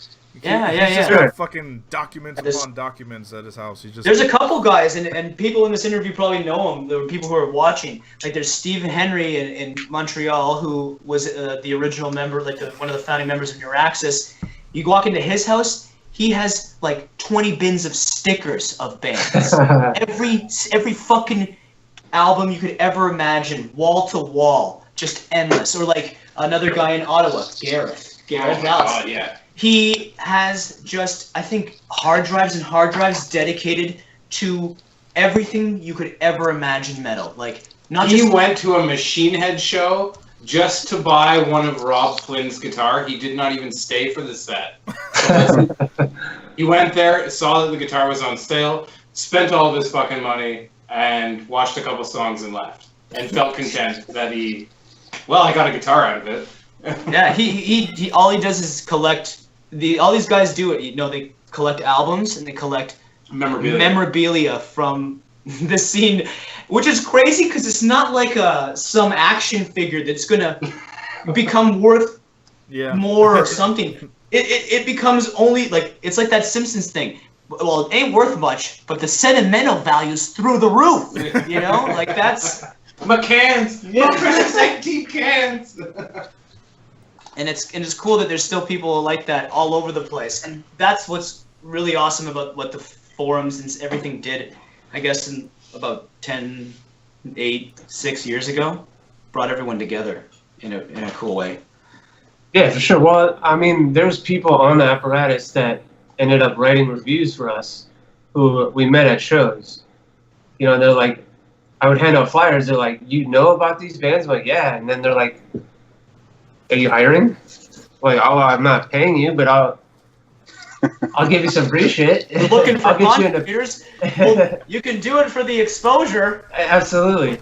Well, we'll get you into shows for free. How about that? And that's we in Ottawa here. I think that everyone who works at the shows in Ottawa is doing it for free. I think that like all the stagehands that get hired and stuff, they're doing it because. To get into the show, and they're doing it just because they love the scene. That's a really cool thing, man. Like there's, that comes back to the promoters. Like they end up buying merch anyways too. Oh, but the scene's like coming back nicely. A lot of bands are making comebacks in a big way, and a lot of bands are deciding that maybe it didn't leave such a bad taste in their mouths, or in most cases, in their wallets, when they were in the band. Yeah. But there's some bands I miss still that I wish would come back. Like, there's Job for a Cowboy would come back, which is not like super. They have come back. They have come back or something, but I wish that. But if I was to talk about bands that we used to talk about all the time, I wish Psyopus. See you next Tuesday. Yeah. I wish the Foul Carnage was around all the time. See you next Tuesday's still a band. They just play an old. I know. I saw that show they did or whatever. But being in Canada, you don't ever get an opportunity. Number 12 looks like you. Horse the Band. A lot of these kinds of cool bands. Into the Moat. Into the Moat. Into the Moat. Right on. God. Yeah, that's one of the better things about we actually have interviewed like a lot of those bands, and it's crazy because a lot of them haven't even talked to each other in like fucking 8 years or some shit, and then we get them all together. Like the members, or like the bands haven't communicated with other members bands? of the bands. Okay, we did an Into the Moat interview. And before that, they Skyped and talked to each other to prepare for the show. They hadn't talked to each other in fucking years. And then they're all sitting in the same room, and just like it's cool because you just see it all unfold. It's almost like you're sitting and just drinking beers with the dudes and hanging out like at a bar or something. It's so cool. Yeah, man. Hey, Aaron, I wanted to show you something, and I wanted to get your opinion. No, don't show me that again. Oh, what is that? Oh, cool. I'm not in that picture. That's You're not. Right Just quick. And then I still have this too. Back when people used snail mail to send out their press releases. That's so cool. Like I said, he just has like archives. I think I have one of the albums somewhere. I don't know. You know, that's a band I think that a lot of the members are still going with, they're called the Kindred now. They're on Sumerian Records. Yeah, I think the They dropped the lead singer, singer. yeah, the lead singer moved on and they got someone else. And they Yeah. haven't done anything since. Well, they just released a new thing, I think, or whatever. No, they're in the works. They're recording now. I don't know what's going on. I still talk to Ben here and there. I saw the singer, the old singer, Dave Jerome. Actually, here, you know, it's crazy. That's a good. You're really good, Keith, because I just. He digs deep. You know, because we were just talking about this, not talking to people for years and years. I hadn't seen or talked to any of those guys in probably 8 years. Maybe, I don't know, 6 years, something like that. And the singer, Dave, was my first friend when I moved to Ottawa. And we had a huge falling out, you know, when I left the band before the album came out. And Yeah. I can't remember, man. It's so long ago. And then anyways, I saw him at a show, and he was... You know, we hung out the whole night basically, like nothing had happened, like, Yeah. and the falling out was over money, because you know when I left the band, Yeah. I wanted my share, I think, of the van or something, or the trailer, which was like significant enough or whatever. We all got in this dispute, and I didn't get anything, and you know how it goes. But that's Were you on all the? under the bridge, because really it doesn't matter. Like it's all irrelevant now. But it's I cool, wonder- we cool music together. Yeah. If you go back even further, were you on any of the A Legend Falls? No, oh no. What happened was there was two bands from It- Ottawa called. One was called Among Ashes, which was my band, Yeah. and then there was another one called Something A Legend from Mars. Falls. No, A Legend Oh, Falls. okay, yeah, Legend sorry, Falls, sorry, right? yeah. And then we took our two bands and we trimmed all the fat out of members who were like sketching us out, you know, like people who would bail on tours, or people who weren't contributing, or people who were like, we were having to break their fucking arms to be in these bands. So our two bands had a meeting one day. We're like, let's make one band out of the two bands and make one, you know? And I was like, okay, cool, let's do it. Yeah. And then we started recording the album, and then the rest is history. And then I wasn't happy with the direction of the music, because I had written a song called Insanity as a Pathway to Fame and Fortune, The Life and Times of Gary Busey. And I wanted that to be one of our tunes. It was much slower. It was like way Can't even slower. picture Like that. I couldn't even Can't even- imagine. But I the would've song, even play it. the song was way slower, and they were like, "We think that this is like too crazy." And I said, "You're right. It is too crazy for you guys." and then after that was fecal fellatio. So I can see Yeah. the direction And change. that was from the same era. That was actually a friend of the two bands that we were all in. He was talking about, someone was saying something at a party, and it was just like full of shit, you know?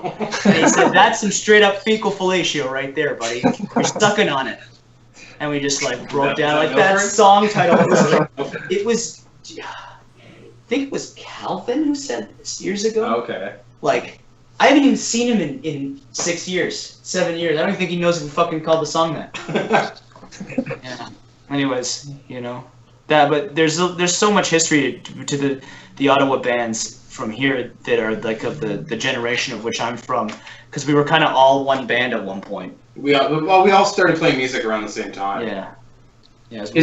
Is Fuck the Facts from Ottawa? Yeah. You know, there's some audition tapes of me playing for some Fuck the Facts tunes, because I was supposed to play, I guess, or audition or do a tour with the fucking Psyopus or something. And then I think that's when iBay joined full time or whatever. Or I don't even know what's going on with Topon. I see him because he does sound at a venue in Ottawa. He's a sound guy, a house sound guy, because he's got a kid now. I thought they. Is this Topus and Mel? Because I think they've done like a final tour or something. I don't know. Like I have because they've no been doing idea. it for so long now. But they're family a dudes. totally amazing band. But you Yeah. know, he's like the kind of guy who's not looking to tour. And I Yeah. could even screenshot some. Every couple months, I hassle him to do.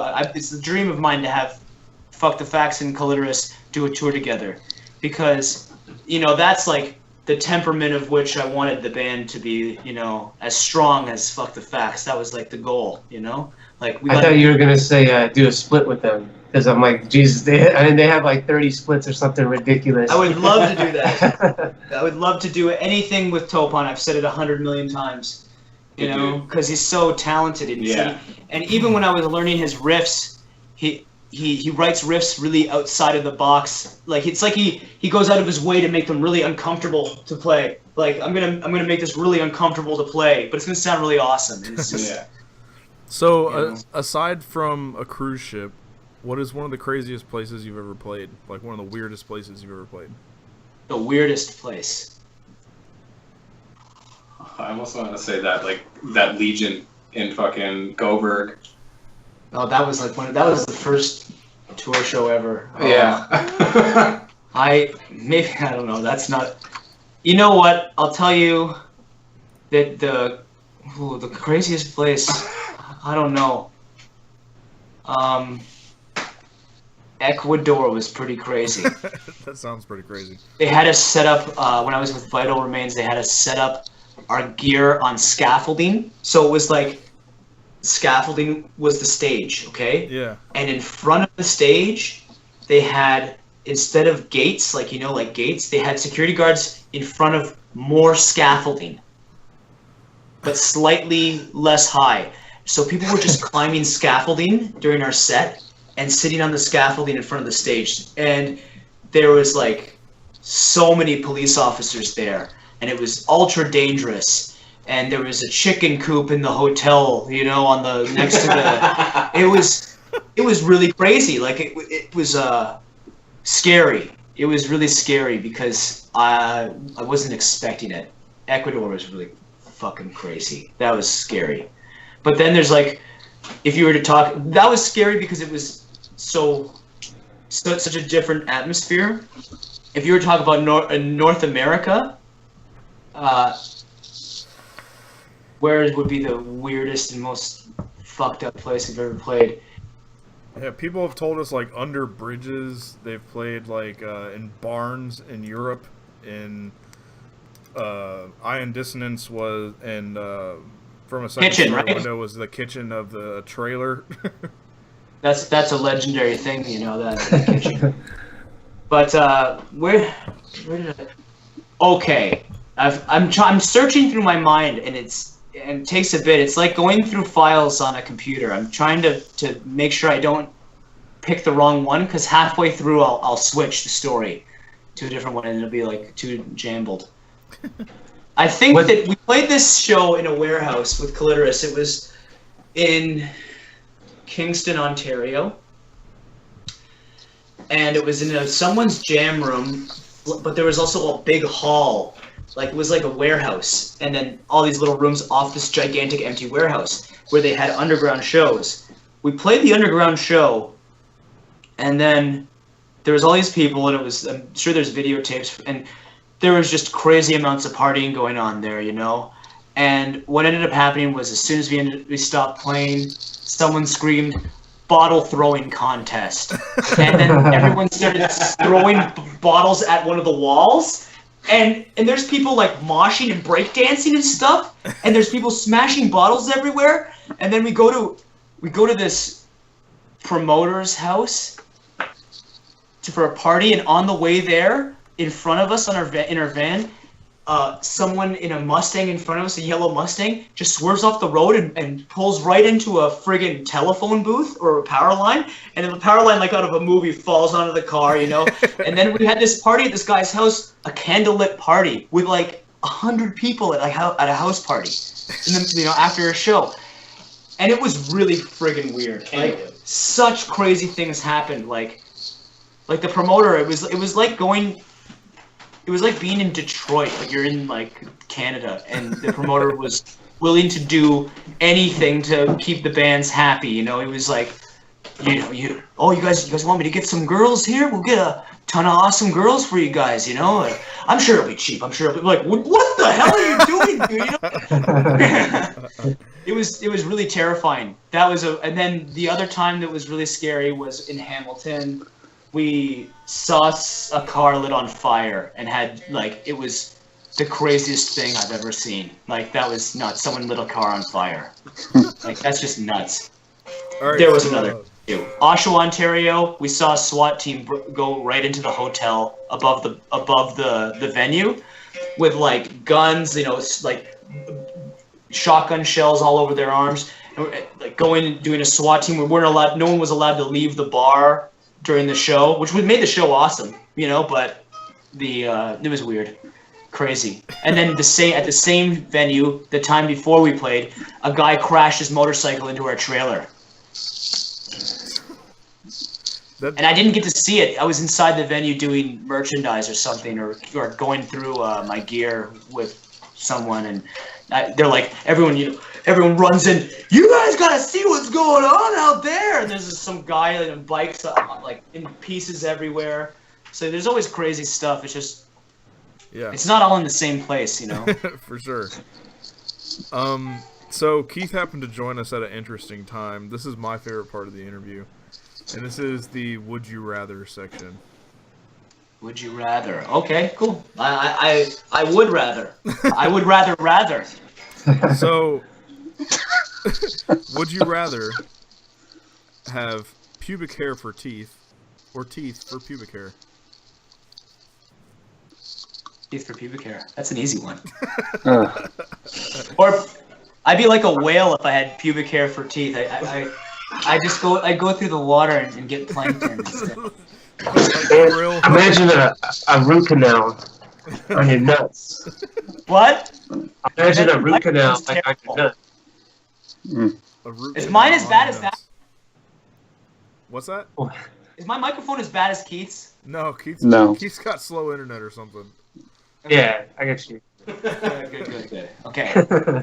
So wait, what was the next question? Or what was the comment? All right. So if you have teeth for pubic hair, imagine like a cavity or like a root canal. Oh, you're talking about like, okay, yeah. So if they were actually there, ouch. Oh, that's assuming that the rest of your bits would be not teeth related, right? Yeah. Your dick would probably be a tongue then. I think we're giving him ideas for songs. I'm not wrong. I'm not right. So, would you rather have a nipple-sized penis or a penis-sized nipples? Sorry. Well, I already got penis-sized nipples, so I want to try the other one. Just because I want to see what it's like. I don't know. I probably want the nipples, because that's just fucking hilarious. Especially in Canada, where it's cold. The erection's sticking out. Do you think that they shrink, and then when I go to somewhere warm, it's like... fucking hot dogs are coming out of my chest. You can only listen to one band for the rest of your life, and it's Nickelback or ICP.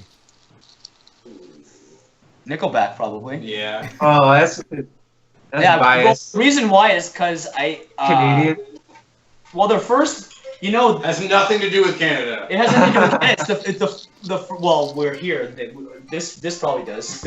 I actually used to see them play like at little clubs. That's true, yeah. Like in Ottawa, there's a club that just closed called Zapod's. It was like a legendary club, and they used to play there. Like that was, and they were just like a bunch of potheads playing rock and roll. Did you buy an album? All their stuff back in the day was about smoking weed, like more than cephalic carnage.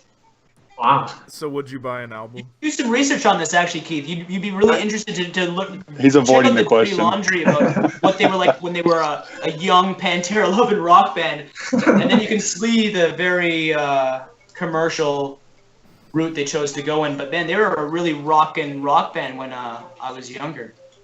So I will definitely look into that. So, would you rather have armpits that are vaginas, or an armpit between your legs? Isn't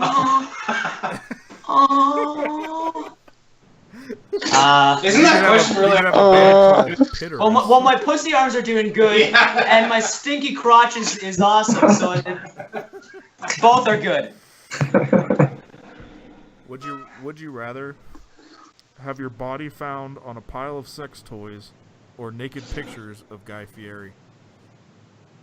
The Guy Fieri one, man. Oh my god. He wants to go to His Flavor curated Town. coffee blend is so delicious. It's the only way to go. The hot chocolate brownie mocha or whatever. Sounds pretty good. Yeah. What's the deal with that guy? Is he in the States? Is he on more channels than just the Food Network, or is he just on the Food Network? He's actually the lead singer to Smash Mouth, and he's Violent J. He's Violent J from ICP as well. He's all those people. My favorite thing about Smash Mouth is what's his name? John Sedano. Oh, Do you guys know the large guy that does the videos like this?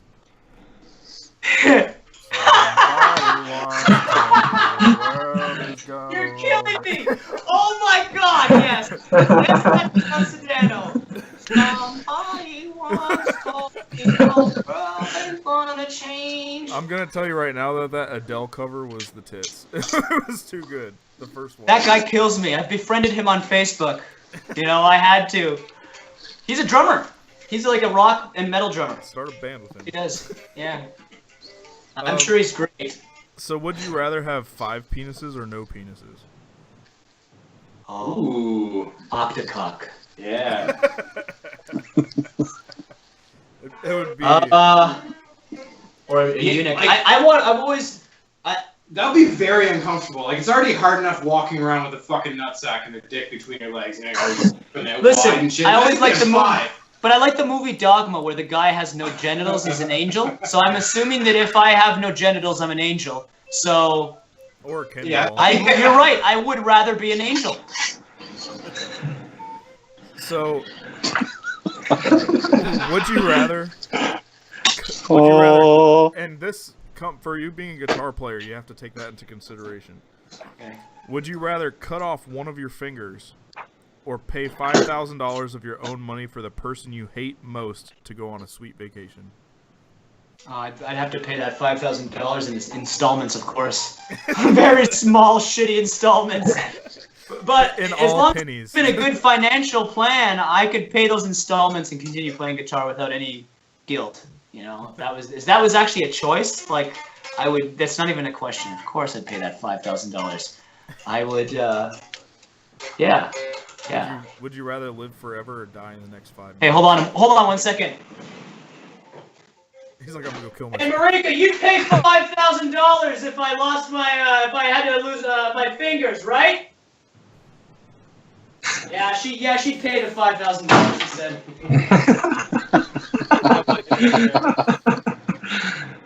So, would you Not a rather? question if I'd pay it because I don't have any money. Would you rather live forever or die in the next 5 minutes? Oh, I'm gonna live forever. Not as it stands right now, but when all the robot parts are put in place and I'm totally robotic, I'm not gonna ever die. Trust me. As an angel. As an angel. Yeah, a sweet angel, the eunuch angel. No liquor. Would The you angel rather- with debt. The angel, dead angel. sick. That sounds like a TV show, Dead Angel. It's a lady who goes around solving people's horrific debt for them by but That's a Canadian but TV giving show. them no tools For to sure. not get more debt. That And then doesn't- what they that do is doesn't they happen in film them America. destroying their lives that they'd fixed. Yeah, That's a that's great not that's show. not dramatic enough. That's definitely a Canadian TV series because in America they just want you to have debt. No, what I was saying is that they will get debt again. You give people, you cure them of their debt. You pay for their debts, right? But then you also say, well, now just go back and live your life, and you film them for a couple months, and you watch them get back into debt. Even though they, Pretty fucking brilliant TV show. like it's just a horrible, cynical TV show, you know? It's like Hoarders but with money. Yeah. Yeah, exactly. It would be on Lifetime. The hoarders with money, but the reverse, like getting rid of it, you know, Yeah. and creating like, if you could hoard debt, yeah. All right. Would you rather sweat milk or grow blue cheese's plaque on your teeth? Ooh. Blue cheese is plaque. Milk. Take milk. Take the milk. Pig milk. It's I'm just rubbing Take the my. milk. Bro, I Need got some you. milk. Pig milk. Well, He needs some milk. I would just, I guess, Not yeah. milk. I take the milk. I take the milk. Sweating would be stinky. Blue cheese teeth. Yeah, you know what? There's no, honestly, if you tour with me, you'll know this. There's no way that sour milk can smell as bad as I do on tour. So it doesn't even matter. You could ask everyone, I think. It's because I'm allergic to deodorant. This is even not a joke. This is a serious thing. Like I'm allergic to deodorant, so I can't wear it. Actually, more deep than that, I'm allergic to the metallic flakes in deodorant, so I'm allergic to metal. Isn't that ironic? But you play in a metal band. Yeah, my life's basically revolved around it. I can relate. That's why I'm mentally tormented all the time. It's just destroying my brain from the inside out. I'm allergic to trees, and I'm a park ranger. So. Oh really? That's awesome. That's awesome. I'm allergic to agave, and I'm an alcoholic. So I take it you weren't drinking much tequila then? Every single time I ever tried in my life, I would vomit until there's nothing left in my stomach, and I would literally, even if I just took a sip, like, if I didn't smell it, anything, just like the smallest sip of tequila will make me vomit until I'm vomiting stomach bile. That is awful. But you're not missing out on much because tequila sucks anyway. Yeah. So Someone says that's their drink.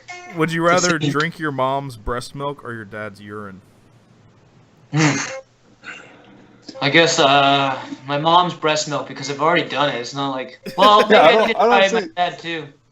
People get so weirded out by this question, but I just don't understand why. What, the breast milk one? Dylan drinks breast milk regularly. I think it's the father's urine. Honey Nut Cheerios, baby. Dad's pee-pee. I don't know. Having your dad's dick anywhere close or in your mouth. Are we talking from the source? We need to be more specific on that. You guys should do? Somehow incorporate. Do you guys ever try your dad's shoes on when you were younger? Yeah. Yeah, I suppose. Describe that feeling to me. Trying your dad's shoes on. Because he wouldn't buy me good fucking shoes, and he had good shoes, so I used to wear them. Did they feel like your shoes? Or did they feel like your dad's shoes? Yeah, just slightly bigger. He used to get so pissed at us. Did that feel good to you, or did that feel bad? Weird. Because I know, like, he rarely got new shoes, so I know they're old. That's grimy. what that question's making me feel. About the rest and my dad's urine. It's like trying your dad's shoes on. They fit, I guess, but they don't fit. So the question is logical, I guess. Like, I drank my mother's breast milk when I was a baby, but I didn't drink my dad's urine. Kind of makes me want to try it, maybe. I don't know.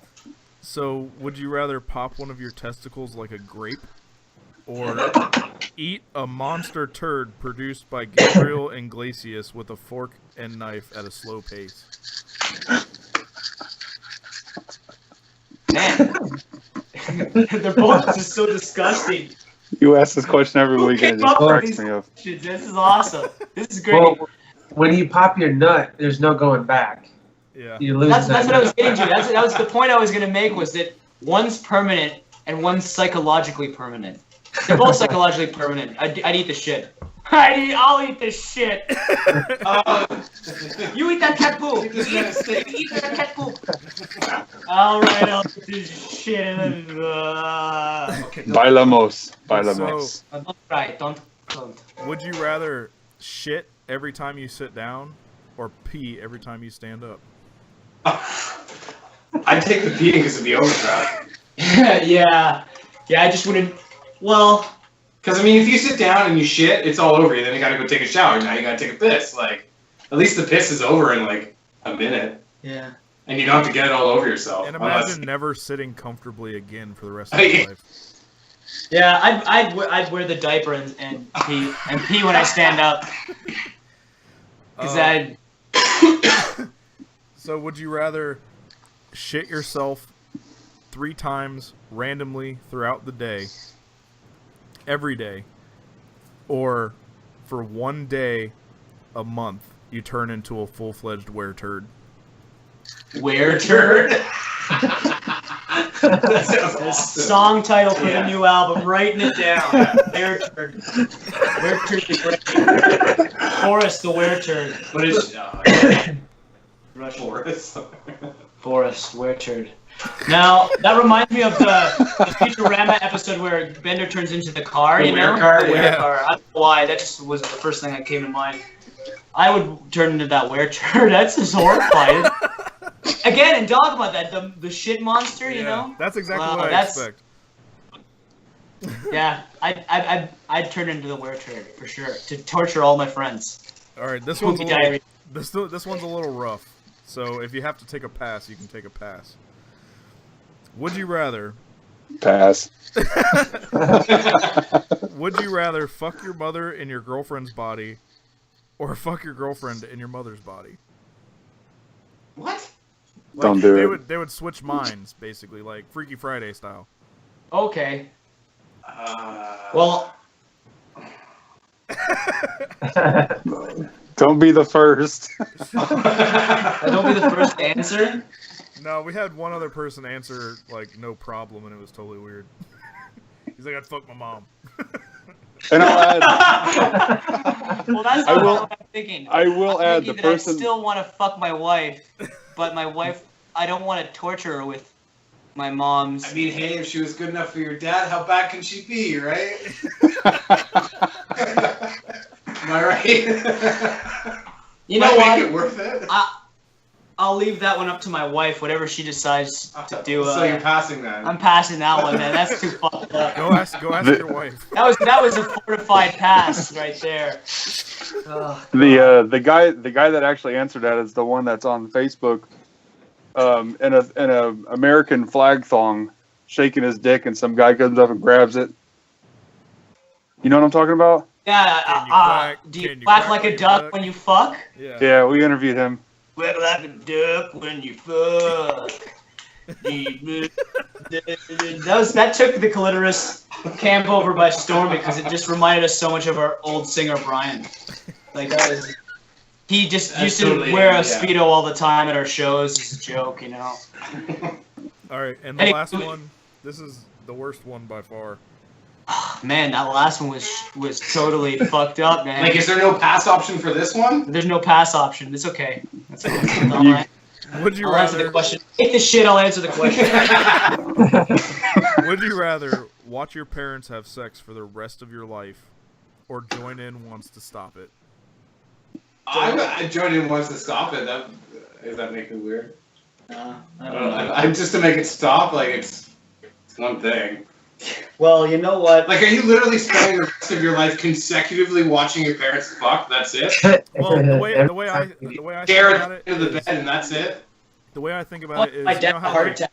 Having sex. You know what? I'll like take. on TV, I'll you watch can them have, like, because the screen one on of them's screen. not gonna make it for very long, in my opinion.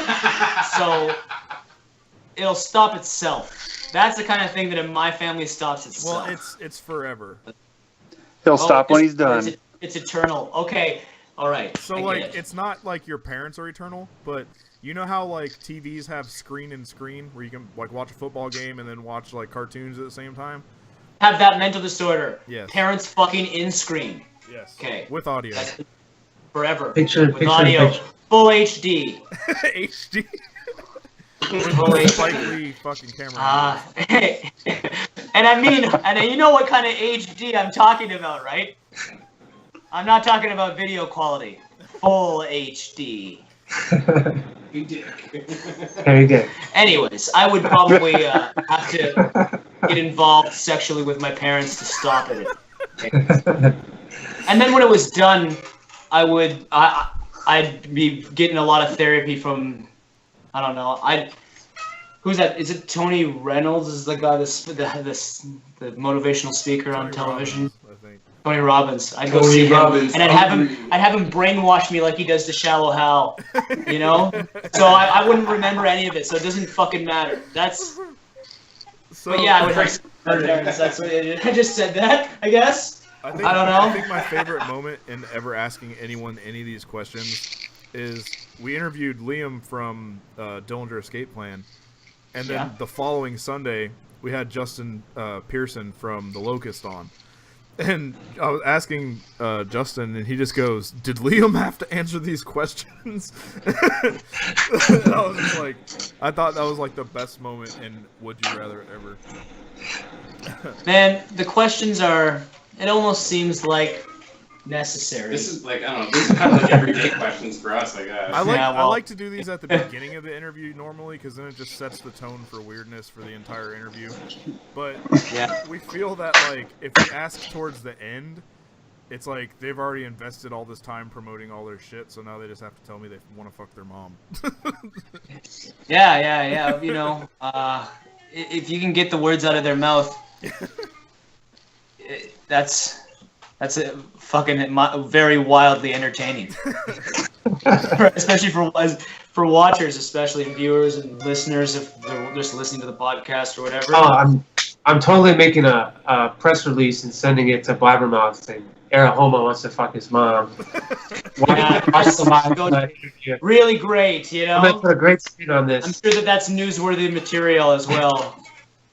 You know, but the thing about what you guys are doing, you know, I want you guys to know is really fucking cool.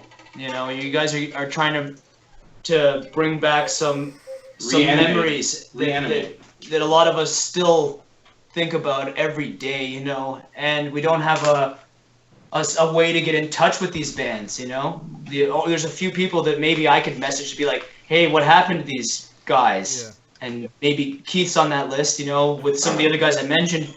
But you never get to see interviews with these guys anymore. You guys should get Len on the show from Cephalic. Yes, that would be amazing. That's a guy you guys should be talking to. You know, he's got way more to say than me.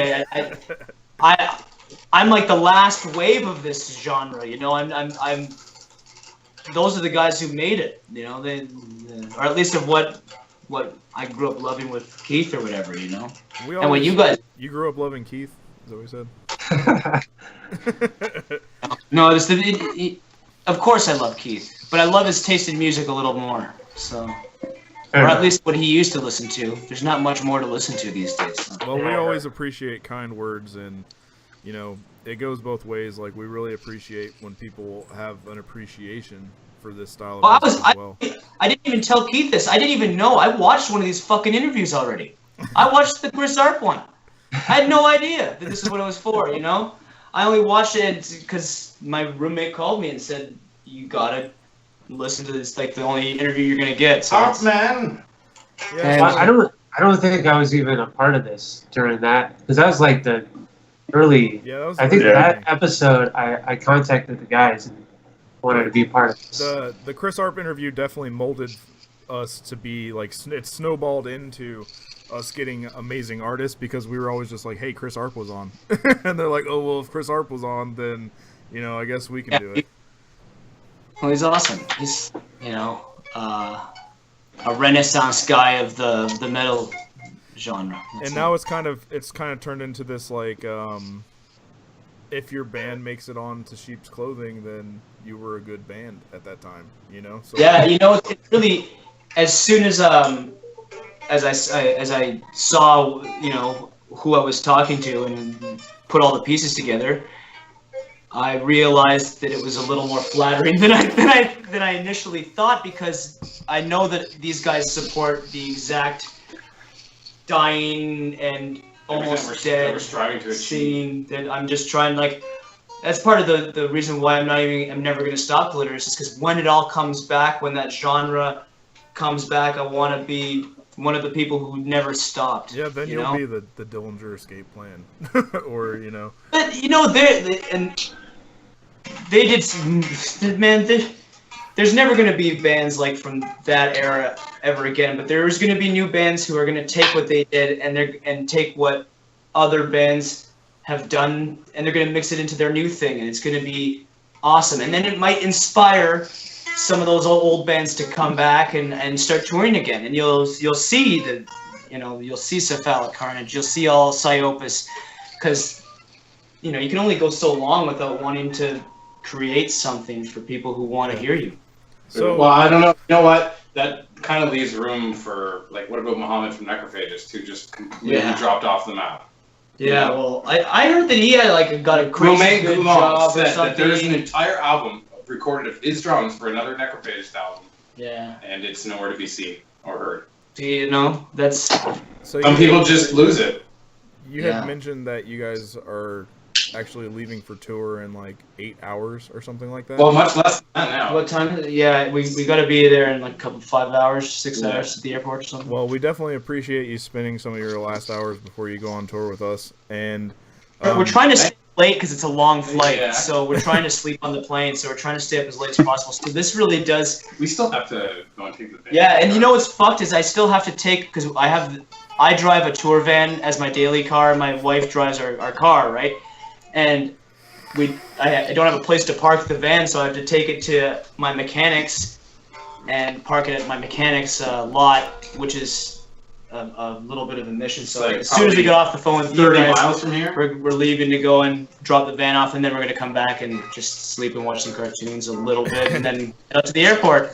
so is there anything you guys want to tell everybody about your tour that you're going on? About the Annihilator tour, it's the first Annihilator tour in, well, Since over 1997, since I think was the last. 97. No, it's been over 20 years, like 24 years or something. So, you know, Canadian fans are you got to get out to the show because this is just like one for the books, you know. And then hopefully we'll be in the States sometime soon. That would be amazing. You know, it would be awesome to be able to do that. You know, Annihilator's been touring primarily in Europe and in Asia and in South America. It hasn't been really doing any North American stuff, so this is a big deal. And it's going to be awesome. It's the first, you know, tour in over 20 years. That's something. But also, you know, we're doing the new Clotoris album right now. Me and Andrew. Working on it on the bus. We're going to be writing and doing stuff while we're gone still, too. It's almost all, actually, it's all written. It's just the vocals need to be really done. Yeah. We need to pre-prod some more stuff out. And we need the money to record it. That's like the next thing, you know, because we want to start. We don't want to do it shitty, so we're going to do it upright, you know. Right on. Like a penis, erect. So Keith, Hey, and Dylan, did you have anything you want to add before we get out of here? Yeah, I live in Orlando. These guys are more in the St. Pete area. But if you ever came down on tour even or something, wanted to get into Disney, I'm sure I could talk to a few people and get you into Disney or something because I know you're a big fan. And that's Listen. I gotta be really quiet, okay? But I bought my wife a trailer, and she has no idea. Like, it's a small trailer that was custom made, and the second I get back from tour, I'm driving to Florida. I'm not even. This is not made up. This is serious, and It's probably not best to broadcast secret intentions over the internet. Okay, she will never Secret. watch one of these interviews in a million years. She has to listen to me all the time. She's not interested in the bullshit that comes out of my mouth. But she's interested in this trailer. And it's going to be a big surprise because I've never been to Disney World and I've always wanted to go, you know. So I just want we're to hear going to take her there. We're going to be surprised. I want to hear a conversation of your wife talking to one of her friends and telling her that her husband's in a band, and then be like, "Oh, what's the band name?" Yeah. Or her parents, like the first time we met, you know, what's your band called? It's about the love of the female body, Genitalia specifically. but the genitalia specifically. Are you guys planning on staying at Fort Wilderness? Pardon me? Are you going to stay at Fort Wilderness? Fort Wilderness. My sister got to stay there. She said it was really cool. That's safari, right? Is that the safari part of Disney World? That's the camping, where you can pull your camper in there and camp there. There you go. Really? Okay, that's cool. So they have like What I was gonna do is I I wanted to rent one of those hotel rooms on the fake safari savannah thing they have. Oh, there. I got you. Yeah, That's pretty cool. Dylan, do you have any hookups at Fort Wilderness? I do not. That's some exclusive stuff there. We'll have to all get together when I'm down there and have a coffee or something, you know. yeah, for sure. Like, that's killer, you know. And then of course, if next time I'm on that 70,000 tons of metal cruise, you guys got to come one of these times, man. It's such a good, fun time. Like, Get us some press passes. oh, I wish that I had that kind of clout. because then I'd get myself some press passes. That would actually be like the then I'd go there and shit ever. Yeah, I'm gonna have it's to get with some crazy, you know. promoters. The music can take you to some really cool places. You just gotta let it. You just gotta, and you can't be scared. Can't be scared. Can't be scared. Okay, so I guess the Put your final, huggies up. our final question is that I usually ask Fucking is, hot. what has been the most fulfilling moment of your musical career?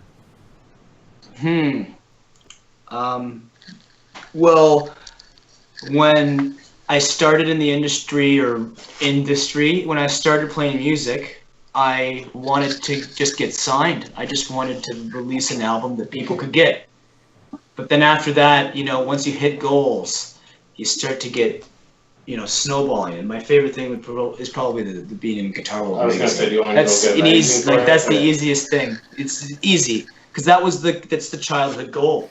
You know, you play your guitar, you want to get into Guitar World magazine. You know, you want to be, you know, like I'm still a guitar nerd. I have a signed copy of Guitar magazine from Eric Johnson. Like, I'm still a nerd because that's what I loved growing up. I still love it. I have all the magazines still, and now I have one that I was in, and that was like 2 copies.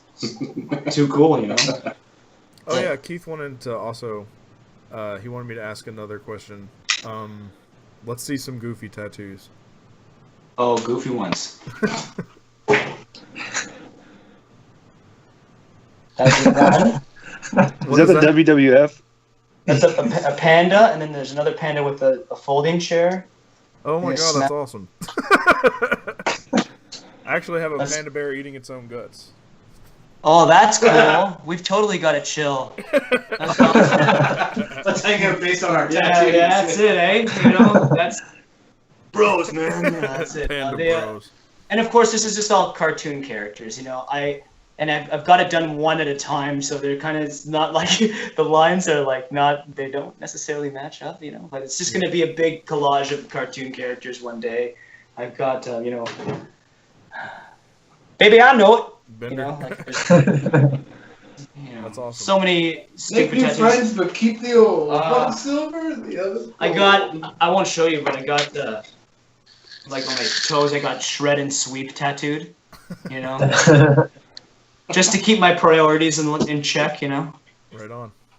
I don't know. Tattoos are cool. I haven't been tattooed in so long because it's time consuming and expensive. You know, my guitars have been eating my money. And I just like collecting guitars. Like, you guys want to see a cool guitar? I'm obsessed with guitars. Here, I'll show you a really cool guitar. Showing the Kramer. Yeah, the Kramer. No, I'll show them this one. This is like a 1984 Dean Z. You know, you know that Brendan Ellis from the Black Dahlia Murder? Yes. I watch all his videos all the time, not for the guitar play. I mute him just to look at the guitars he's got there, man. That guy's got one hell of a collection. Fucking Christ. And not because he's not good, he's wicked. It's just like, you know, I want to play guitar, so I'll be playing guitar and watching him just like, oh, that's like a hammer, man. That guy knows his shit. You're playing a hammer, you know what you're talking about. Yeah. That's it. You know, the guitars are cool, but you know, it's getting late. I'm gonna go do this fucking band thing. Yeah, for sure, man. Thank you so much for, you know, giving us your time, and especially on, you know, a night where you should be spending with your family or doing something else besides sitting here talking to some fucking nerds in Florida. Oh, it's always fun hanging out, and you know, Keith has done me some favors in the past, and now I'm indebted, so he can never message me ever again. Debt repaid. That's how it goes. Now we're gonna go deliver a van, and yeah. So you know, thanks for having me, guys, and party on. I'll give you, you know, message me, and I'll get you guys some prize to give away for next week. Awesome. Yeah, Cool. I completely even forgot about asking. So Keep in contact. I'll talk to you guys soon, and bye-bye. later, bud. See ya. There you go. There you have it. Such a nice guy. Some nice guys there. Thank you, Keith. Yeah, thanks, Keith. No worries. I figured he's Canadian. The least he will be is polite. Yeah. You know he's at least gonna be nice. But so I was oh yeah, the giveaway. I totally forgot about that. So I guess I should get that out there. So we didn't get as much drawback as we or feedback as we would have hoped about it. And to the guy who gave me shit about trying to make money for shipping, I didn't make 1 cent. So there's that. At least we got that out of the way. But the winner actually messaged earlier. It was a girl named Reba or something like that. But I messaged her. I took care of it. So if you're not Reva, sorry. Better luck next time. We are doing a giveaway at 1,000, which I believe we either hit today or are going to hit soon. So I think we're over 1,000 in followers, but likes is like still like 980. Yeah. So yeah, we've Something like that. not much more time. So if you guys happen to see this and you're not following us or haven't liked us, I mean, go ahead and like the page, and then you will be entered to win some sweet shit next time we do our giveaway, or this time. Who knows? Who knows how that's going to go out? I haven't decided how I want to do the actual giveaway yet, but I'll have something for you guys next week for sure. So what you been up to, Keith? Fighting a sinus infection. Oh, yeah. That's about it. Right on. The clues. Yeah. What was the date? 2nd? Yeah. July 2nd, yeah.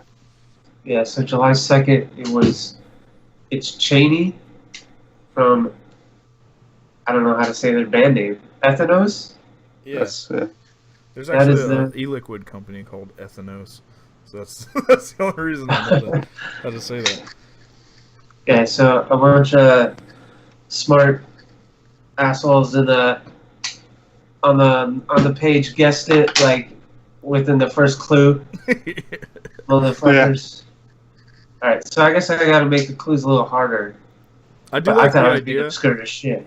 I do like the idea of doing the clues, but the only drawback is we don't get to post the flyer, which is like one of my favorite things, to see a sweet line of events. But True. Well, I mean, figure this one like isn't next week is Father's Day. Yeah. And then the week after that is second grade knife fight. correct. And then after that is Cheney from Ethanos. Yes, and then Right. So, hopefully I after figured that, a super sweet surprise. yeah, that was definitely getting some fun clues for everyone to guess at. But I figured it's good if it's far enough in advance, because if it's like the week of, then we Yeah. should be promoting it and not actually like keeping people guessing. You know, like they should actually know and get excited for it. You know. For sure. But we're way far in advance to kind of bullshit around with people and have some fun. Yeah, I really like being booked up solid at least a month ahead. It helps. Yeah. It helps Right. not stress so hard. Because when it gets tight and we have to come up with somebody in a week, that's when shit starts to get hectic, and I start freaking out. But great show tonight, guys. Thank Hey, you, Keith, we for got to joining put us. together something for Ace. Yeah, I will definitely get on that. I haven't talked to Keith about that yet either. You might want to hit Keith up. I would, for being our first major one, possibly keep it, you know. Yeah, we'll talk about that off. I'm live. totally lost. Well, I'll- we'll group message this in a second. Sure. All right, but thanks everybody, dude. We have to come out with a fucking closer. We need a closing line because I'm so sick of "fuck yourself, San Diego." Oh, I was waiting for you to say that on the Justin Pearson one, who's from San Diego and lives in San Diego, and I wanted him to be like, "What the hell?" That came out of left field. The guy's kind of a douche, but then I'm sure he got the reference if he did say it. So we need people to help us come up with fucking some kind of closer because I'm sick of a year later and I still don't even have anything to close out on. So Make like a tree and get the hell out of here. I don't know. We'll come up with something catchy. But thank you for joining us, Keith. Yeah. Always a pleasure. And Dylan, I hope you can come out tomorrow night. You're like, nah, See, I can't. tomorrow night, street lights are on. What time do you guys usually go, though? Seriously. She gets off work at 5, and then we head up there.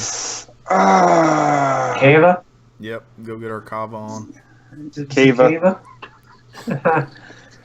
I'm gonna go to the Kava bar, Yeah, see, and I hope they got free Wi-Fi, so I can check my interwebs. They do. And Dylan is just scared that he can't beat me. That's all this is. Just take some liver supplements at the end. You'll be all right. But Hey, before I probably would have an extreme allergic reaction to whatever. And Well, you'd still lose then. very Nick, quick. You know this. I know We've been over this. I know you can drink alcohol, and I know you have a large body mass that can hold a lot of liquid. But There you go. You drink the kava, he drinks the alcohol. Do like a shot and that's not even fair, because if it was alcohol, we could still go toe to toe easily. And I haven't drank for a year. well, you're up That's to like 55. bullshit. The only reason you were able to go toe to toe and drink more than me is because you were fucking immune to alcohol. It did not phase you. Yep. And you also drink piss. Whatever, dude. Bush Well, is the way to go. I'll craft you under the table, boy. You probably could, because that craft beers always made me feel kind of pukey. You're drinking a loaf of bread, essentially, at some of those things. Okay. All right, guys. Well, I'll talk to you this week, and I'll message Keith tonight about what the fuck's going on with. Actually, we're gonna group message because I don't know what the fuck is going on either. Group me in there, and then I'll Group just put group me in there. You start it out. I'll text you back. All right, guys. Well, I'll see you guys later. I'll see everyone else next week, and go fuck yourself. Have a great evening. Arvidarchi.